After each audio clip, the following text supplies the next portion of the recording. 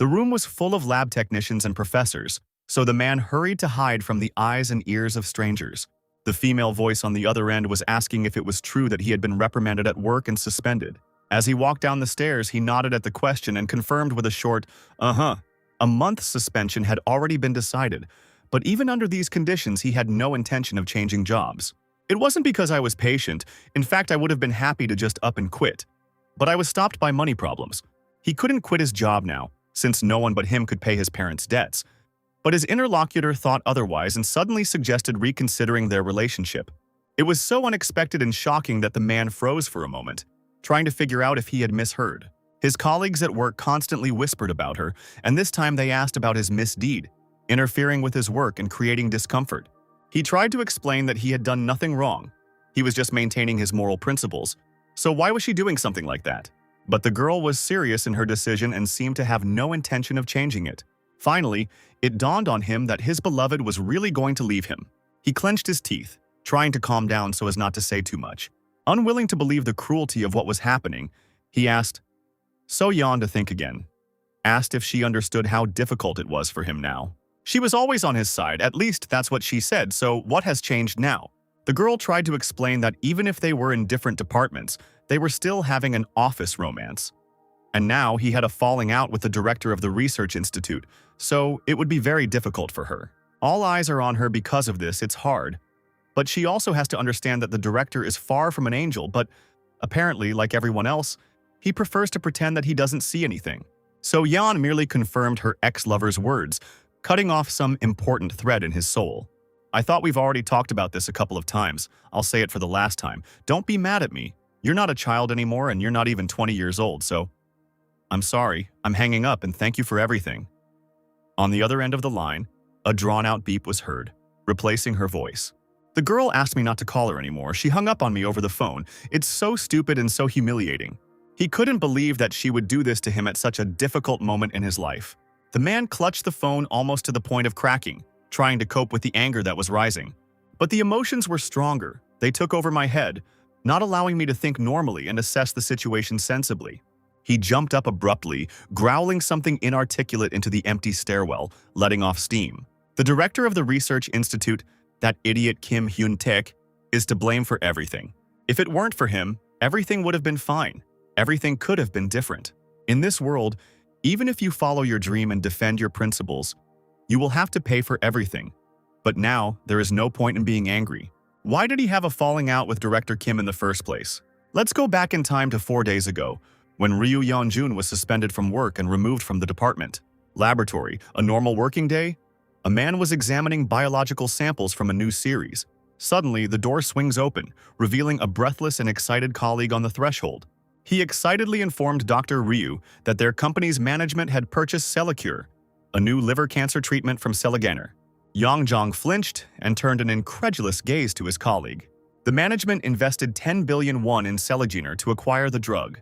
Even though it is still undergoing clinical trials, it is worth the expense. So now they have to finish it, which was very good news for those who spent half their lives on such drugs. Senior lab technician Kim Hyun-suk understood that Celicure was much better than their developments. Eloa, Agent's liver cancer drug, still had side effects like rashes, and the long course of treatment still had enough problems that Celicure didn't have.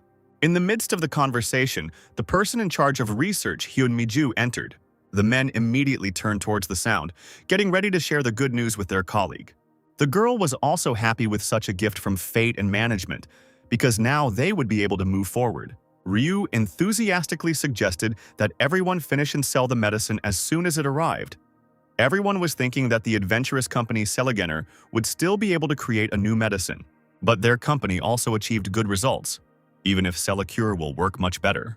Ryu was confident that he could complement it better than anyone else. After work, he decided to visit the ossuary, a place for storing skeletal remains and also a cemetery for urns. The buildings were connected to each other in one large corridor with branches in the form of rooms, which people entered to meet with long-dead relatives. In one of these rooms, behind transparent glass, there was a white urn with ashes and a photograph next to it. These were the remains of Ryu's younger sister, Sei. He certainly wanted to share with her everything that happened today, believing that the girl was nearby and could hear everything. Finally, the brother will soon be able to avenge his sister, because the adventurous company created a new medicine, which his company bought, and Yanzhong will completely refine it. Then people will stop dying from cancer, no one will suffer anymore from losing loved ones.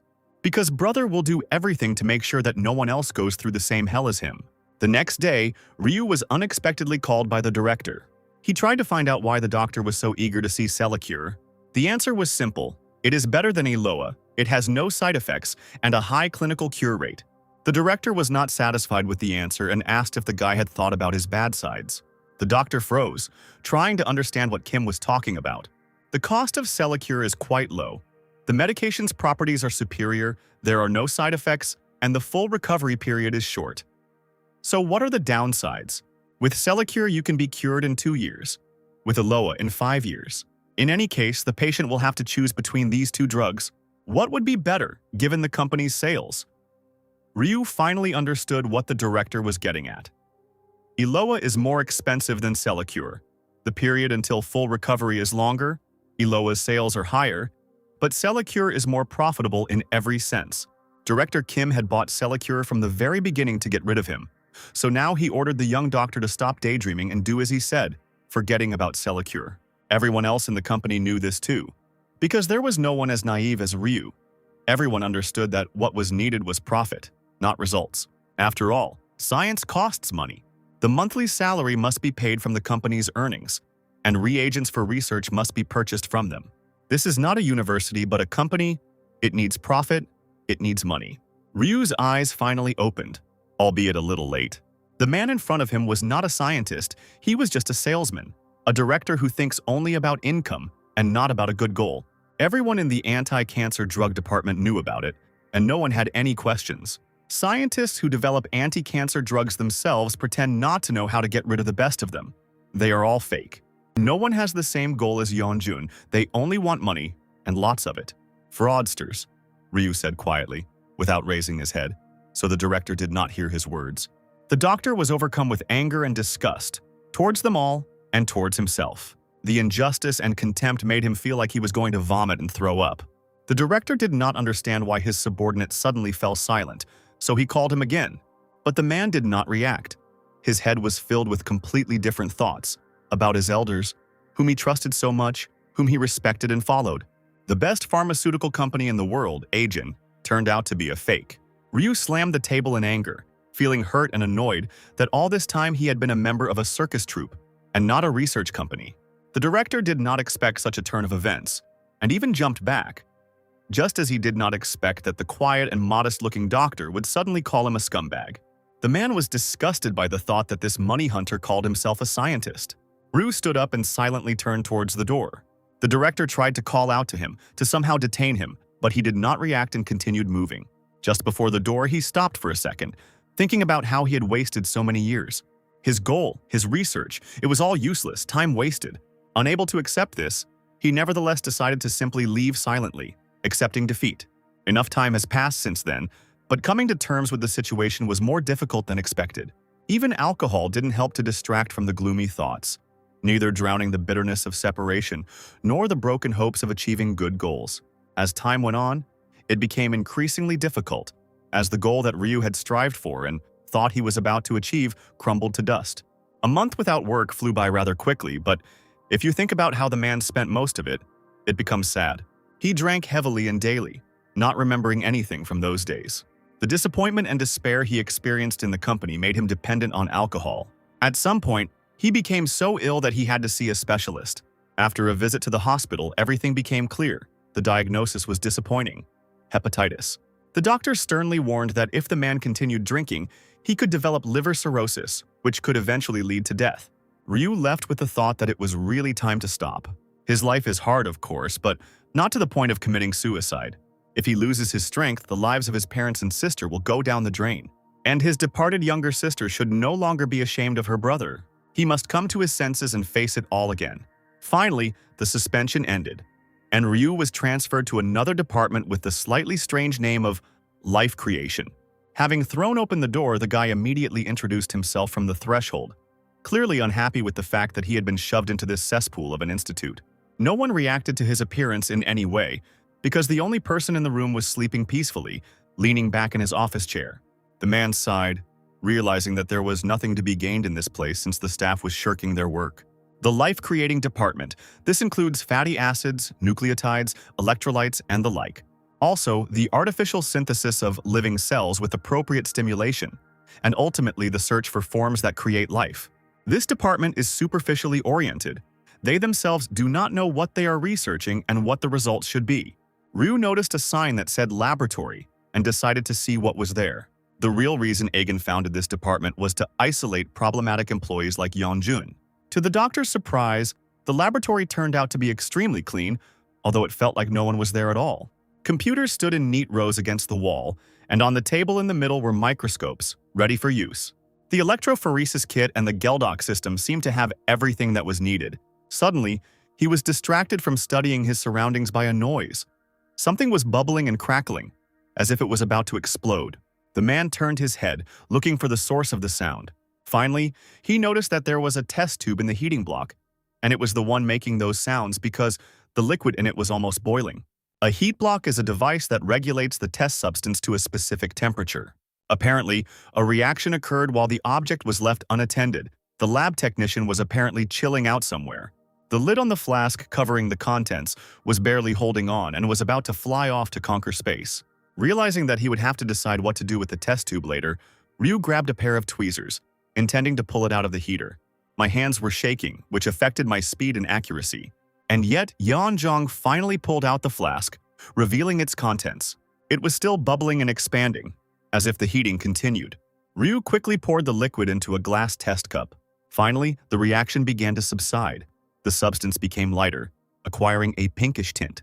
The man sighed with relief. It was all over. There would be no explosion. It was unclear what was in front of him because it did not resemble any familiar substance. The doctor was indignant that someone could leave the experiment unattended in the heating block and walk away. He examined the test tube and stopped at a sticker on which was written only one word, a name, Rosaline. It was an artificial cell. He became increasingly interested in what he had just saved. Unable to withstand the pressure of his research vein, he decided to take just one look at the cells under a microscope. He placed the bowl on the glass, adjusted the microscope, and turned the fine-tuning knob a couple of times to make the image as clear as possible. A set of cells appeared before him. The mitochondria seemed to be chasing the organelles, sometimes moving towards them, sometimes moving away. But suddenly the cells began to scatter, quickly disappear, and die. It appears there was not enough salt to prevent interactions with the environment. Ryu immediately rushed to look for the 10xRVS solution and quickly found it on one of the shelves. I drew a few milliliters into a pipette, trying to be as careful as possible. Adding the solution drop by drop to the substance being studied, he observed the reaction. And she didn't keep us waiting long. The cells did not respond to the environment, remaining the same as they had been a couple of seconds earlier. But just a couple of seconds later, they began to die off again, and at an even faster rate. It seemed that the solution first slowed down the reaction and then sped it up several times. Ryu had made a mistake, spoiling a few milliliters of the sample, but what was wrong remained a mystery. For some reason, the thought crept in that they are similar to this sample. They disintegrate into molecules in the same way and die. He was amazed by the possibility of creating life. Didn't this contradict all the laws of the universe? And suddenly something unexpected happened. The cup turned out to be chipped, and it was on this chip that Yeonjong cut himself. This is why you should always work with gloves. But in the moment of surprise, there was simply no time for them. Cursing at everything and everyone, he shook his hand, trying to drive away the dull pain in his finger. Although everything in the laboratory was sparkling clean, the equipment itself was in poor condition. The blood did not stop. It bubbled and flowed down my fingers onto my sleeves, staining them scarlet. And then Ryu froze. A frightening thought occurred to him. Nothing got into the wound, did it? He turned to look at the sample he was examining and hurried to the sink to wash away the remnants of a possible disaster. Looking up at the mirror, he chuckled at the frightened expression on his face.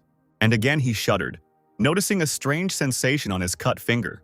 The wound was bubbling, and instead of blood, thick white foam had formed, but Ryu simply washed it off, thinking it was soap residue. Having calmed down a little, he returned to the office, not immediately noticing that this time his colleague was not sleeping. The man greeted the newcomer politely, examining him from all sides. Yeonjung had to introduce himself again, but this time to the employee who was no longer sleeping. His name was Park Dong-hyun, a senior researcher, and it seemed the only one. They shook hands to introduce themselves, but Ryu was still under the impression of what had happened. "Welcome to exile," the man said with a smile, bringing the man back to reality. He explained that this was the place where all the losers of the company gathered, and he even made a face, surprised that Ryu didn't know about it. Rumors had apparently already spread throughout the entire institute, because Dr. Pak almost immediately recognized him as the one who had recently quarreled with Director Kim. Dong Hyun confirmed that the whole company was buzzing about this incident, so he was pleasantly surprised that the man still stayed, even though everyone understood his disappointment. It was all about money. The same situation was with Dr. Pak and the other researchers in this department. Finally, the lead researcher remembered the sample left in the thermal block. Ryu winced, once again becoming overwhelmed by worry, but quickly pulled himself together. He pulled it out of the device and then tried adding 10 times RVS. Yongjong thought he would be scolded, but Dr. Park only praised the young man, appreciating the highly qualified specialist. He didn't deserve such gratitude in his opinion, so he admitted that all the cells eventually died anyway. And again, there was no anger.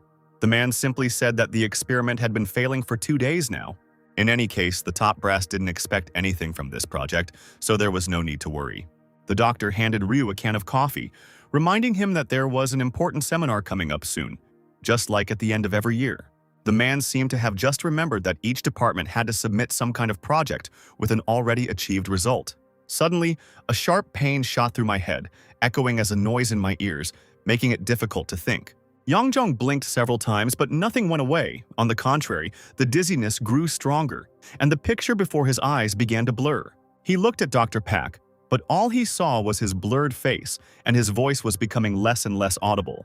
Don Hyun didn't immediately notice that something was wrong with his interlocutor. Ryu's eyes were rapidly growing heavy, and he was no longer able to open them once again. An unfinished can of coffee fell to the floor, splashing its contents around.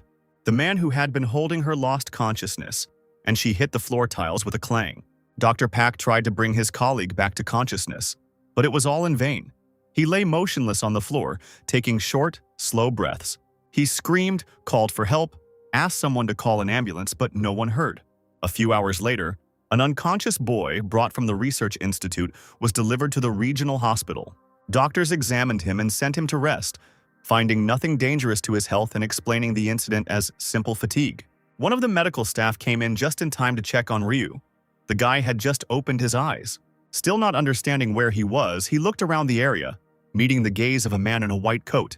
The doctor immediately asked if he had any chronic illnesses, but apart from hepatitis, diagnosed a couple of days ago, there was nothing like that.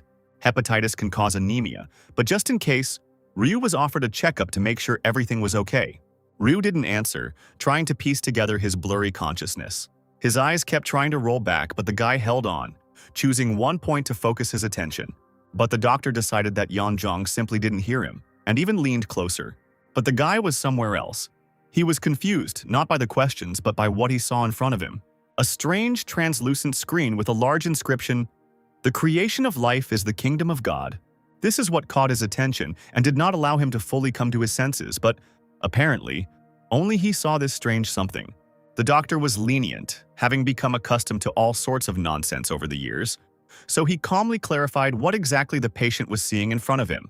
His eyes widened, looking in surprise at the changed text, informing him that artificial cells had been created and Ryu had become the first player in human history. The doctor continued his questioning.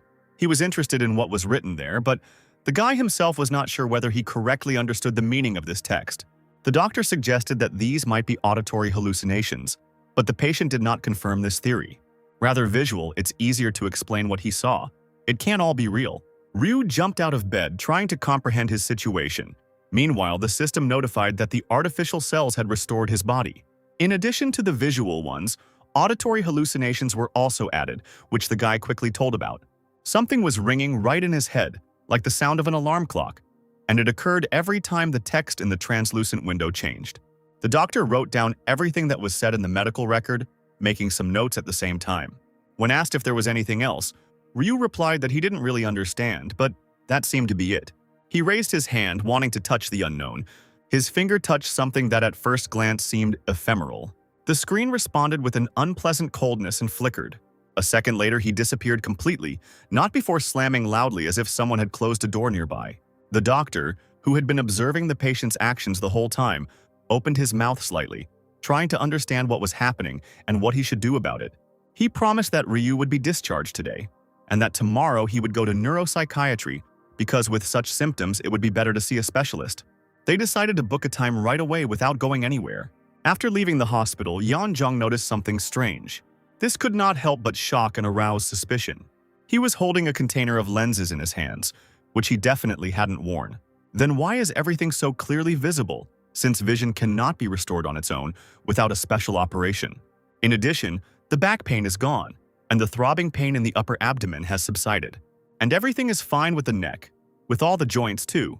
The body seems to have become lighter, as if the man returned to his school years. He was amazed by what he felt and what he did not feel, but to which he was accustomed.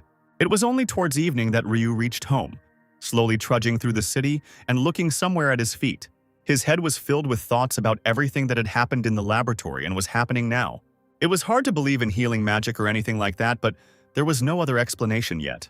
After taking the prescribed pills, Yeonjong collapsed onto his bed, trying to gather all the available information into a logical chain. A notification alerted the owner that the artificial cells had begun to break down the drugs injected into the body. And a minute later, the message changed to 30 milligrams of prednisolone successfully broken down. Ryu didn't immediately understand what was ringing in his ear, but he immediately flinched when the screen again changed what was written. 400 milligrams of pentoxifylline successfully broken down. He jumped up, trying to brush off another hallucination, but it was not going to disappear. Instead of continuing to wave his arms, the boy turned his attention to what else was written in the window. The status window and notification, such inscriptions were lit in the corner of the panel.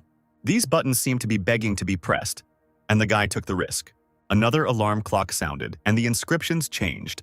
A new window opened, the title of which read, Artificial Cell First Level, followed by its metastatic state for all organs, synchronization, cell suitability, and control of gene expression. The man ran his eyes over the inscriptions and the questions multiplied 100-fold. What interested him most was the point about synchronization, with 3% activity. He had only seen something like this in fantasy games and even thought that there was a hidden camera installed somewhere. Although, in fact, it looked very realistic, which made it increasingly difficult to believe in the deception. The screen beeped again. A new notification appeared. Curiosity was unstoppable, so Ryu believed his hallucination and decided to play by its rules. Unread notifications have started loading. Congratulations, creator. The artificial cells have been synchronized with your body to increase the level of artificial cells, improve the metastatic state, or the synchronization state, the window announced. As you increase the level of artificial cells, overall physical strength and recovery speed will increase. It seemed like complete nonsense, and still didn't explain what happened to Ryu. The man was still trying to comprehend what he had read, but the text changed. This notification and status window is created by artificial cells that manipulate the brain's neocortex, based on the design you're most familiar with by analyzing memory information from the hippocampus. The status window reminded him of the moment when Ryu was in the life creation department. It finally dawned on the guy that the whole problem was in the substance he pulled out of the heating unit. I remembered the moment when I cut myself on the edge of a glass bowl. That's when it all happened, on that fateful day. Yeonjun's blood entered the sample and a reaction occurred. The cells began to respond when they received the missing component. Then this system of artificial cells was activated, beginning to form a living organism from the substance. He turned into an embryo, a real fetus. And thus Ryu ended up connected to him, and those 3% synchronization is his blood. At that time, the guy didn't understand anything, didn't notice anything, except the foam at the site of the wound. Artificial cells had already settled in it that day and were activated a little later. Unbeknownst to him, something foreign had entered his blood and quickly spread throughout his body. Bubbling through the veins, spreading in a sparkling stream, the substance reached the heart, activating new abilities. Ryu jumped away from the notification screen as if it could do something to him. He looked at his hand, which showed no sign of a recent wound. The man took deep, nervous breaths, forcing himself not to panic and trying to think as clearly as possible. The substance reacted with his blood, it evaporated, and then entered the blood vessels through the wound. A new notification appeared asking for a name for the artificial cell. He went through the options, one of which was the X-leg, and didn't even immediately notice that the window began to seem to talk to him, becoming more like a person. Ryu assured that this made sense, but the artificial cell completely disagreed. The guy felt like he was being mocked. He had absolutely no idea what name could be suitable for something that was not particularly alive and could not be explained scientifically. Meanwhile, the system continued to press, asking for a name. Rosalina, Yeonjung breathed out, hoping that at least this would please the notifications. The name that was written on the sample container. A new window confirmed the choice. From now on, Rosalina belongs to the guy forever. Furthermore, the creation of life is an event that can only be performed once. It is worth keeping in mind that even if one tries to create a likeness in the same way, life will not be born. Ryu sat on the bed and stared blankly at the pale blue screen. Either he's going crazy in a very spectacular way, or it's all real. A sharp pain shot through my head. I needed to calm down and think. All phenomena are subject to scientific explanations and nothing can be an exception. All this is such nonsense, whether it is an artificial cell or synchronization. Firstly, now is not the time to think about things that do not make sense. If we assume that all of this is real, then it means that because of this, the physical state of the body changed when Ryu left the hospital. He glanced again at the status window and the state of Rosalina's artificial cell. Liver condition is 46%. She really wasn't in the best condition because of hepatitis, so that's probably what it's related to. And then the guy noticed a footnote that he hadn't noticed before. Beginning work on normalizing the body's condition. Inflammation has been detected in the liver, tissue suppression and restoration are beginning, and gene expression is being triggered to create large quantities of hepatocytes. The system also detected a hernia between the fourth and fifth vertebrae and began to restore them as well. Relaxation and restoration of nerves, activation of myocardial cell regeneration, restoration of vision is complete. It was all so surprising, but if you think about it, Ryu sees quite well without the lenses, although this was not the case before. He was interested in the inscription cell power, but the guy couldn't understand what it was. If it is the maximum, then it must be the total amount. Where can we look for it? You can use Rosaline's adaptability to understand life phenomena or control gene expression. A new caption appeared. The next day, Yeonjung finally made it to the hospital, where he was asked to fill out a questionnaire, as it was his first time visiting the psychological support department. Even though everything seemed realistic, the guy decided to undergo treatment anyway. He still couldn't tell who Rosaline was and what she looked like in his eyes, hoping to find answers here. Approaching the girl at the reception desk, he was about to start filling out the form, but she suddenly turned away. Coughing hard, she hurried away to a table by the wall. There were some medicines there. Apparently, the girl had caught a cold. No one can work properly when they are sick, so the guy didn't say anything and continued filling out paperwork. Another notification popped up saying that the synchronization mode allows us to understand molecular biological phenomena. Ryu didn't understand what appeared this time, as was the case with all the previous windows. He could analyze the cold medicine the girl took. The sync mode suggested running it to perform an analysis. The guy, after thinking for a bit and weighing all the pros and cons, finally made his decision. I pressed the right button, and as usual, it responded with a beep. The ability activated, and it felt like 1,000,000 discharges ran through my body. But everything also passed quickly, leaving no traces behind. Apart from a slight weakness and shortness of breath, as if the guy had just run a cross-country race. It seems a little strange, but it inspires confidence, albeit a little. In synchronization mode, energy is consumed very quickly, but it becomes possible to see what is happening in the microworld using angstroms and daltons. This can be observed in picoseconds, and it is also possible to evoke and intuitively understand any molecular biological phenomenon. This medicine is a combination cold medicine made from ibuprofen, one of the antipyretic analgesics, so the temperature will drop soon. Ryu watched as the white blood cells tracked the virus that caused the cold, as if it were some ordinary movie. When an antipyretic takes effect, the body temperature drops by 1 degree, causing the function of white blood cells to decrease by as much as 28%. Dihydrocodeine phosphate caused bronchodilation, thereby suppressing the cough. It would seem that this is where it all should have ended, but no. Dihydrocodeine is converted into another ingredient, morphine, which is a type of drug. Rosaline notified that the user had used up half of their energy. That's why I asked to exit the synchronization mode, no matter how interesting it was. If morphine is indeed produced, then other people can also take this combination cold medicine. The girl asked if Yeonjung had filled out his form, and he asked for another minute, realizing that he hadn't even started yet. He just forgot about the medical statement because he was angry with Rosalina anyway. It's worth checking later if it's true. Ryu decided to go online and confirm or deny what the artificial cell had written. Imagine his surprise when the very first link contained an article about how dihydrocodeine complex, prescribed as a general cold medicine, had become a hot topic for government stability issues. Having opened it, the man read the text. It said that those who took such drugs for a long time begin to experience mental problems, and there are plenty of other side effects. Children in Europe are prohibited from taking codeine-containing medications, according to research showing that codeine converts to morphine in the body. So everything that was written in that window is true.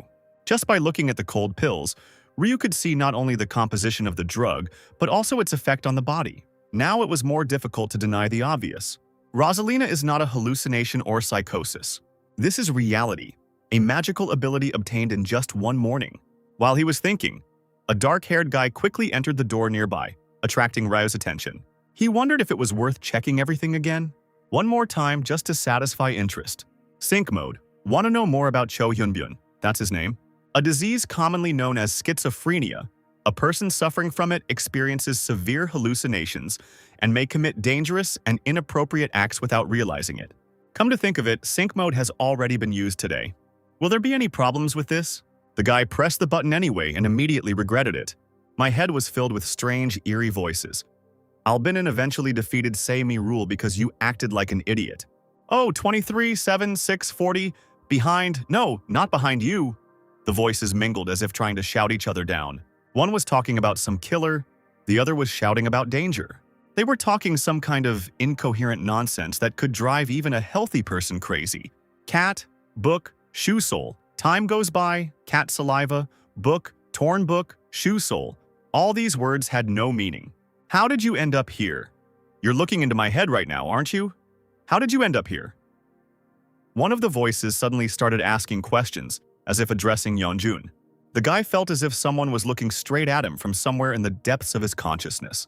Rosalina detected danger and urgently exited synchronization mode.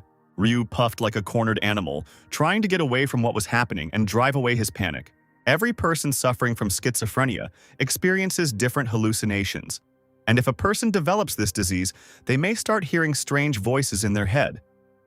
Ryu saw this for only a couple of seconds, but he already caught himself thinking that he was about to go crazy. Rosalina informed the user that he was experiencing stress. His heart rate had increased, and since he was a newbie dealing with syncing for the first time, she had broken the contact. She can forcibly disable the synchronization mode to avoid damage to the psyche, mind, or any of the organs. To resume work, she suggested pressing the sync button again. It would seem that it is worth stopping and not continuing to test yourself and your strength. But Ryu was an explorer to the core, so he could not deviate from the chosen path. He pressed the button again, starting a scan of the object. Once again, my head was filled with strange voices.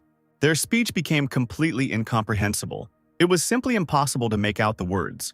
Like a huge crowd arguing in raised tones, interrupting each other, it was impossible to drown it out or stop it. But this time, Yeonjong was going to go deep inside, to the very end, to find the origins. It was as if he found himself inside a person, and someone else's brain was levitating right before his eyes. On one side of the brain, including part of the temporal lobe, there are neurotransmitters whose excess secretion is temporarily paralyzed or absent as a result of the accident. It's like a power outage in the city center due to overload. This patient is in danger right now, so the guy quickly closed the mode and returned to reality. Just in time, Yunben slammed his fist on the counter, clenching his teeth until they creaked as he tried to control the overwhelming emotions. The girl behind the counter didn't understand his change in mood, so she simply asked if everything was okay. A shrill scream filled the room, and Cho arched his back, clutching his head as if trying to hold something inside it. He tore his hair, rushed from side to side, but the attack did not subside. Ryu winced, realizing that he was right and something needed to be done right now to prevent anyone from getting hurt. The patient shouted some unrelated words, as if voicing those that the voices in his head were repeating. His eyes filled with tears. He was so tired of hearing this every day, dreaming only for everything to finally calm down. Adrenaline rushed to my head, making my body move on its own. The girl behind the counter screamed and stepped back, looking at the recently calm guy in confusion. If nothing is done right now, someone could get seriously hurt. But Ryu had never been a hero, and he didn't have any special strength that could deal with a rebellious schizophrenic. But he didn't have much of a choice. Yeonjong grabbed the guy by the shirt, trying to keep his struggling, arm-waving body away from the other people. Cho still managed to escape the hold, knocking the computer monitor off the stand. The receptionist seemed to have never seen such a scene before, something that shouldn't be uncommon at a psychological help center, and was still reeling from the shock. The boy continued to scream, louder and more piercingly, as if he was experiencing great pain. Ryu tried to persuade him to come to his senses, shouting that he could get hurt, but no one heard him. The patient was very strong, and he was assisted by the adrenaline in his blood that is produced during a seizure, so there was no choice but to wait for help. The girl finally came to her senses and ran somewhere deep into the hospital, and Yeonjung stayed with Cho, trying to keep him at least in one place, accepting specific stimuli for fiber cells such as mandibular myocardium, humerus and mitral bone, emergency, transition to vegetative state of physical energy consumption. Rosaline's notification popped up. She detected an excessive release of adrenaline, so she activated Acton just as hurried footsteps and shouts were heard in one of the corridors. The doctor, the orderly, and the girl from the counter ran to help but stopped before reaching the patients. A rather strange picture appeared before them. One guy was pressing another guy's face to the floor, sitting on top and twisting his arm. Ryu immediately apologized for apparently going too far, even though he himself hadn't really done anything. But Hyun-ben calmed down and lay under Yeonjung as if he was sleepy. The doctors froze for a few moments, trying to process the information they had received and cope with their emotions. Finally, the doctor calmed down and hurried to send for a sedative, while the girl at the counter apologized to Ryu, examining him for injuries. Having finally finished with all this bedlam, the guy headed towards home. Although temporary, his motor skills improved, and it's all thanks to Rosalina. He still didn't believe in the system and the artificial cells, even if in the end everything that happened in his head was confirmed from the outside. Maybe he's just schizophrenic and hallucinating like that guy. However, all the anomalies he has experienced so far and the artificial cells in his body prove that Rosaline does indeed exist. Therefore, as a scientist from now on, he only has to worry about one thing. How can this ability be used? First of all, it's worth leaving the company because there was nothing to gain from it in the first place. Rosaline reported a decrease in physical fitness due to repeated synchronization, and also found that the microbes in the creator's body were unbalanced. To restore them, you need to take probiotics, then it will increase again. There was a pharmacy in this place that Ryu often goes to, so he decided to do as Rosaline said because physical strength is a useful resource. The girl at the cash register greeted the customer and immediately asked how she could help. Ryu asked for probiotics, thinking that he hadn't seen her before as the pharmacy was run by an old woman. The girl said that this was her aunt's pharmacy and that she was currently taking a short vacation. The pharmacist also had some free time, so she agreed to look after the point in her absence. While chatting pleasantly with the client, the girl searched for suitable probiotics and settled on one box. It was the best-selling drug company that almost everyone knew about. Ryu peered at her badge, trying to read the name hidden behind her dark hair. Song Ji-hyun. This name was somewhat familiar to Yeonjun, but he couldn't remember why, so he just decided to check. He asked if the girl worked for a pharmaceutical company, to which he received a positive answer. An interesting guess. In the end, Ryu asked to calculate only this. Just now, the guy read that the pills are from the Rose Company. It was as big as the company he worked for. They had excellent manufacturing process technology and a wide variety of bacteria. The Bifidobacterium lactis in the composition was apparently some kind of bacteria. The girl said that this substance is very beneficial for the intestines. Yeonjung still had many questions, but he was wondering whether he should ask Rosaline, whom he could already tire out today. But the artificial cell was not against it, and itself produced a table of component analysis. He compared what was written with what was on the packaging. Everything matched, which means the company is not hiding anything from its customers. This is already a very good feature. It is worth considering such an opportunity as moving to Rose. And then the guy remembered about the synchronization mode. Is it worth trying it this way? Ryu glanced over his shoulder at Ji-hyun, who was busy with another client, and decided to give it a try anyway. After activating the mode, many windows appeared at once, surrounding the guy from all sides. There were types of bacteria that are part of probiotics. The guy asked for more information about bifidobacteria, knowing that pharmaceutical companies are currently studying the bacteria that are used to create probiotics. Rosaline gave him information about one of the types of bacteria, bifidobacteria, which was part of the medicine in his hands. After skimming the text, he realized that there was no point in studying this type of bacteria further. Rosaline recommends bacteria that have not previously been studied by pharmaceutical companies. Third on her list was Chlorothanus limasis.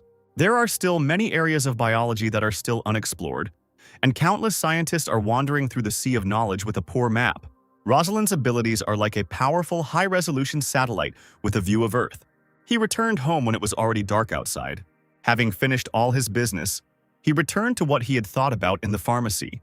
He placed a piece of paper in front of him and sat down at the table, starting to fill out the resignation form. So Yeon told him not to lose heart before she and Yeonjun broke up. But Eigen is a black company that robs the weak and tramples on research ethics. Ryu had to leave this place as soon as possible to avoid getting stuck in something like this forever. But there was still fear. Where would he go after leaving the company? It cannot be denied that the status of this company is one of the highest in the country. Other pharmaceutical companies lack experience in research and development infrastructure. Even if you try to be patient and do something under the banner of your principles, there will be no result. The biggest problem is that no matter how good the drug is, it won't be able to compete with Eigen's products, which are firmly entrenched in the domestic market. There had to be a way out. It couldn't be that bad. Ryu went to the window to clear his head and look at the city. There are now several foreign companies that can compete with Eigen. But would such an option be reasonable, since there could be people like the director abroad too? People who hide negative data during the research process, including a monopoly on the cost of a unit of production or even illegal experiments on people. Come to think of it, is Eigen really at the level where he can destroy Sally Jenner's company? It seems there is no honest pharmaceutical company in this world. Starting a small business without any foundation will require a lot of money and time. You will also have to build your business on top of a powerful infrastructure, competing with other companies from the start. It's about achieving huge success, unlocking potential, and launching affiliate programs. Even though Ryu had such a remarkable ace up his sleeve, the reality of this world could become an insurmountable obstacle. He was still not entirely sure of Rosaline's abilities and did not understand its limits. Perhaps even cancer or AIDS could be cured with the help of this system. Even now, many people were suffering from incurable diseases. Yeonjong couldn't help but think about it, just as he couldn't allow them to suffer any longer, which was why he now needed to return to Eigen. The annual reporting seminar, the largest year-end event attended by all the company's researchers, was approaching. Here, each department reports on the work it has done for the year in order to continue to exist and receive funding. However, each year the Life Creation Department fails to achieve any significant results that management considers worthy of attention. Each time, the department's representative left the stage to general laughter and condemnation. Others sincerely did not understand why such a department still existed. In any case, the directors are waiting for only one thing because everyone understands perfectly well who exactly gets into the creation of life. The voluntary resignation of all researchers is what everyone is waiting for from the unwanted ones, exiled to the failing department.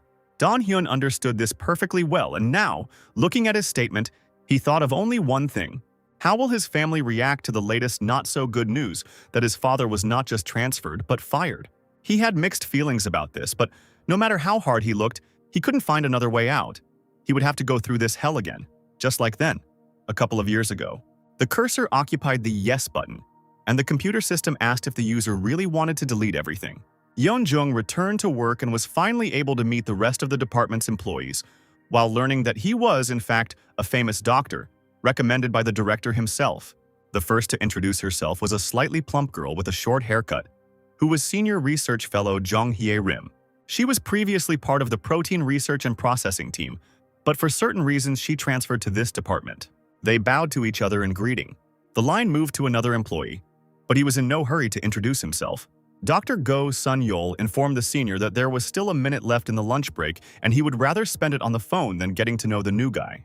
He suddenly cried out, "Kohaku, you can't say that, it can't be," which made it seem like he had a split personality. Hye-rim said with a bit of embarrassment and confusion that the break was already over. The doctor immediately put the phone aside because it was time to get to work, which he apparently took too seriously. He stood up, shook Ryu's hand, and introduced himself properly, adding that he was an ethnic Korean, not Japanese, as his new colleague had thought, and that he was currently a Korean citizen. Sun-yeol quickly lost interest in Yeonjun, switching his attention to Dr. Jong, because lunch was over, according to her, which meant it was time to go to the meeting. Do people like him really exist in the real world? Then Don Hyun came up from somewhere behind, saying that there were two more people in the department. Department head Jeon Ji-myung and researcher Bai Seonmi, who are currently in Cheonan on business. When they return, the whole team will be assembled. But in the meantime, it's time to start preparing for the seminar. Especially for Ryu, the senior researcher decided to repeat the information known to the others. Their department is engaged in the synthesis of living artificial cells, and they are working on a project to grow artificial organs. The department's goal is not only to grow ideal organs, but also to ensure that they can take root in patients' bodies. Such guidelines were clear. The need for the correct selection of organs is confirmed by historical practice. In 1936, a kidney transplant operation was performed in Russia. Sometime later, the patient died due to an inflammatory reaction, which happened because the genes of the patient and the donor kidney did not match. At that time, the transplant itself was a real breakthrough, more like an experiment, even though it ultimately failed. At that time, people did not yet know that the human immune system perceives the genes of another person as a danger. When creating artificial organs, there are some challenges in designing them according to the patient's genes. Ryu raised his hand, asking if it was necessary to start creating artificial cells before starting to create artificial organs. Dong-hyun was a little surprised by the question, but still answered that it was necessary. Embryonic stem cell technology could be used, but even though it exists, commercialization is not currently possible. But the reason for this was unclear to Yeonjong. It all turned out to be quite simple. The patient's genetic material is placed into a fertilized egg, made by combining sperm, embryonic stem cells, and an egg. Since the patient's genes are used in the creation of organs, the body will not reject the new artificial organ. But this is just talk. The most difficult thing about being a researcher is that companies are very strict, and implementing an idea will cost a lot of money. This is why organ transplantation using embryonic stem cells is still at the level of science fiction.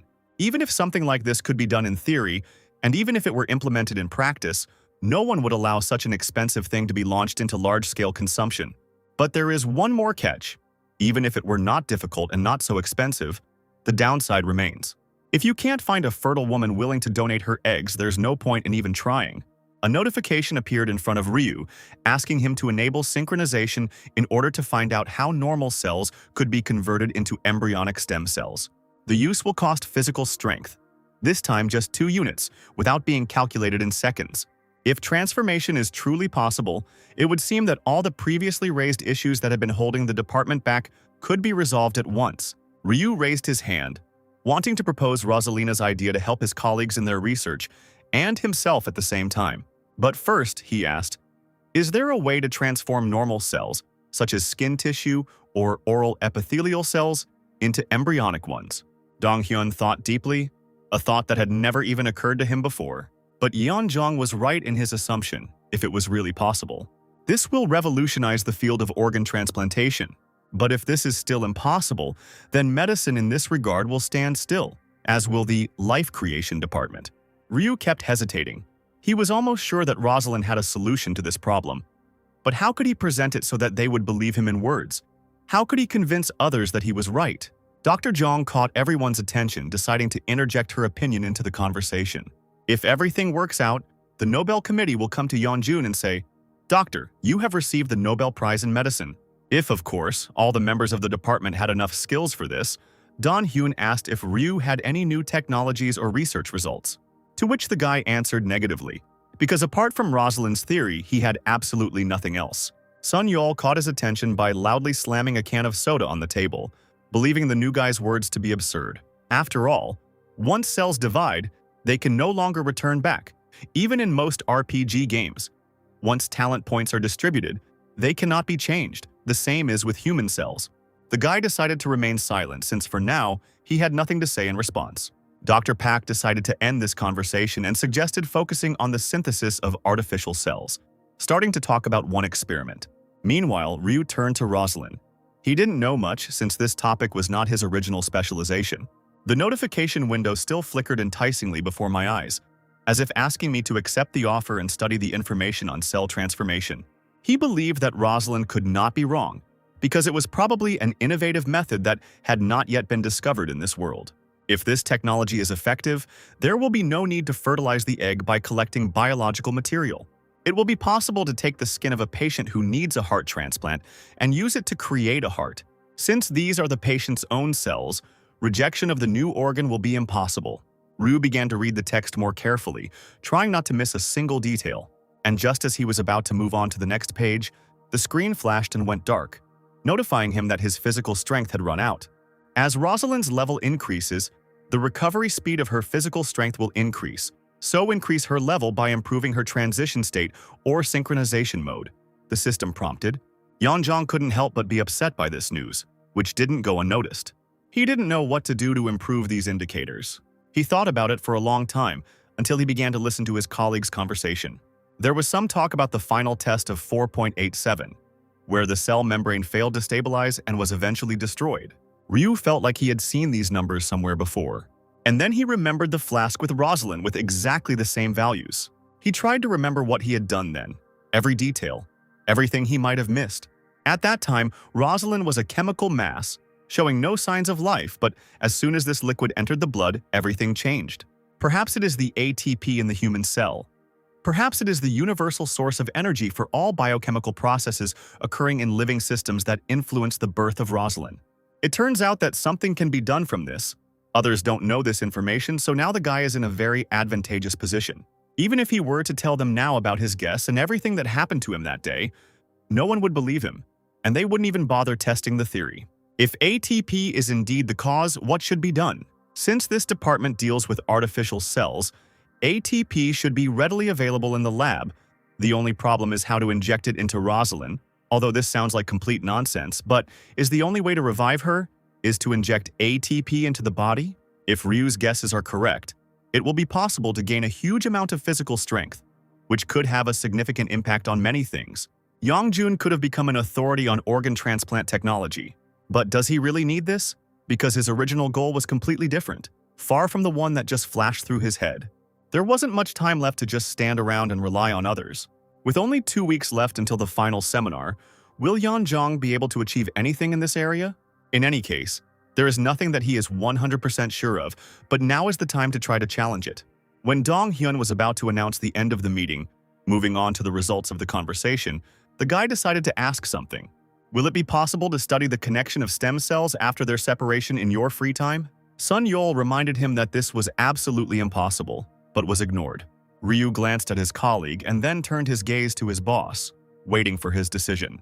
Hye-rim intervened in the conversation, saying that since he was a newbie, he should be allowed to do what he thought was necessary. In the end, she didn't mind, because she thought that Yeonjun had some thoughts on the matter, since he was constantly talking about it. Dong Hyun clearly weighed the pros and cons, but ultimately gave in. In any case, Ryu had been working in a different specialty all this time, and his transfer to the department was sudden, so it will take time to adapt to the new place. He let the guy do whatever he wanted for 2 weeks. An hour later, Yeonjong was already in the laboratory. After skirting several work tables, he headed straight for the cabinets containing drugs and ingredients. After rummaging around there for a couple of minutes, I finally found what I was looking for. A whole bottle of adenosine triphosphate. Not very big, but more is probably not needed. Just 1 milliliter needs to be filtered and sterilized through a filter with a thickness of 0.22 of a micrometer. Then place it in the syringe, and that's it. The preparations are complete. You can try to inject. The guy rolled up his sleeve, not without apprehension, visually determining the location of the veins. He still couldn't believe that he had lived to see the moment when he was conducting clinical trials on himself. After all, no one would believe in Rosaline's existence, so this was the only solution. In any case, this ability is clearly harmless to the human body, so it's worth a try. My arm tingled a little from the injection, but it was worth it. Rosaline absorbed the ATP, so Ryu's theory was confirmed, and this was exactly what was needed. The cells of physical strength temporarily increased, but it's a pity that not forever, which means that something was still wrong. Within 21 hours, physical strength will be increased, but only by 0.6. It's a pity, but in any case, the value of physical strength has already exceeded the number 2. So, it's worth hurrying up and studying the material that Rosaline has prepared. Convert normal cells into embryonic stem cells. Physical strength consumption 2 out of 10. The guy finally confirmed the request. By manipulating a few genes in a normal cell, it is possible to convert them to an embryonic stem cell state. Rosaline recommends 4 sets of genes as the easiest to use: SOX2, CMYC, OCT4, and KTF4. The 4-way exploitation of the above genes in the cell will help to achieve their transformation into embryonic stem cells. The guy jumped up from his seat, not believing what he had read and the fact that everything was so simple and so complicated at the same time. It's simply incredible to learn about such a discovery not through years of experimentation, but simply by reading about it. It was like a revelation from God, who would have thought that out of 2,000 genes, these were the 4 that needed to be manipulated. Now that Yeonjung knows how everything works, it's time to get the ingredients for the experiment. SOX2, CMYC, OCT4, and KTF4, these are the genes, I think. I needed to order them quickly to get started and have time to get results in time for the annual seminar. Rosaline recommended injecting HEK293 human embryonic kidney cells.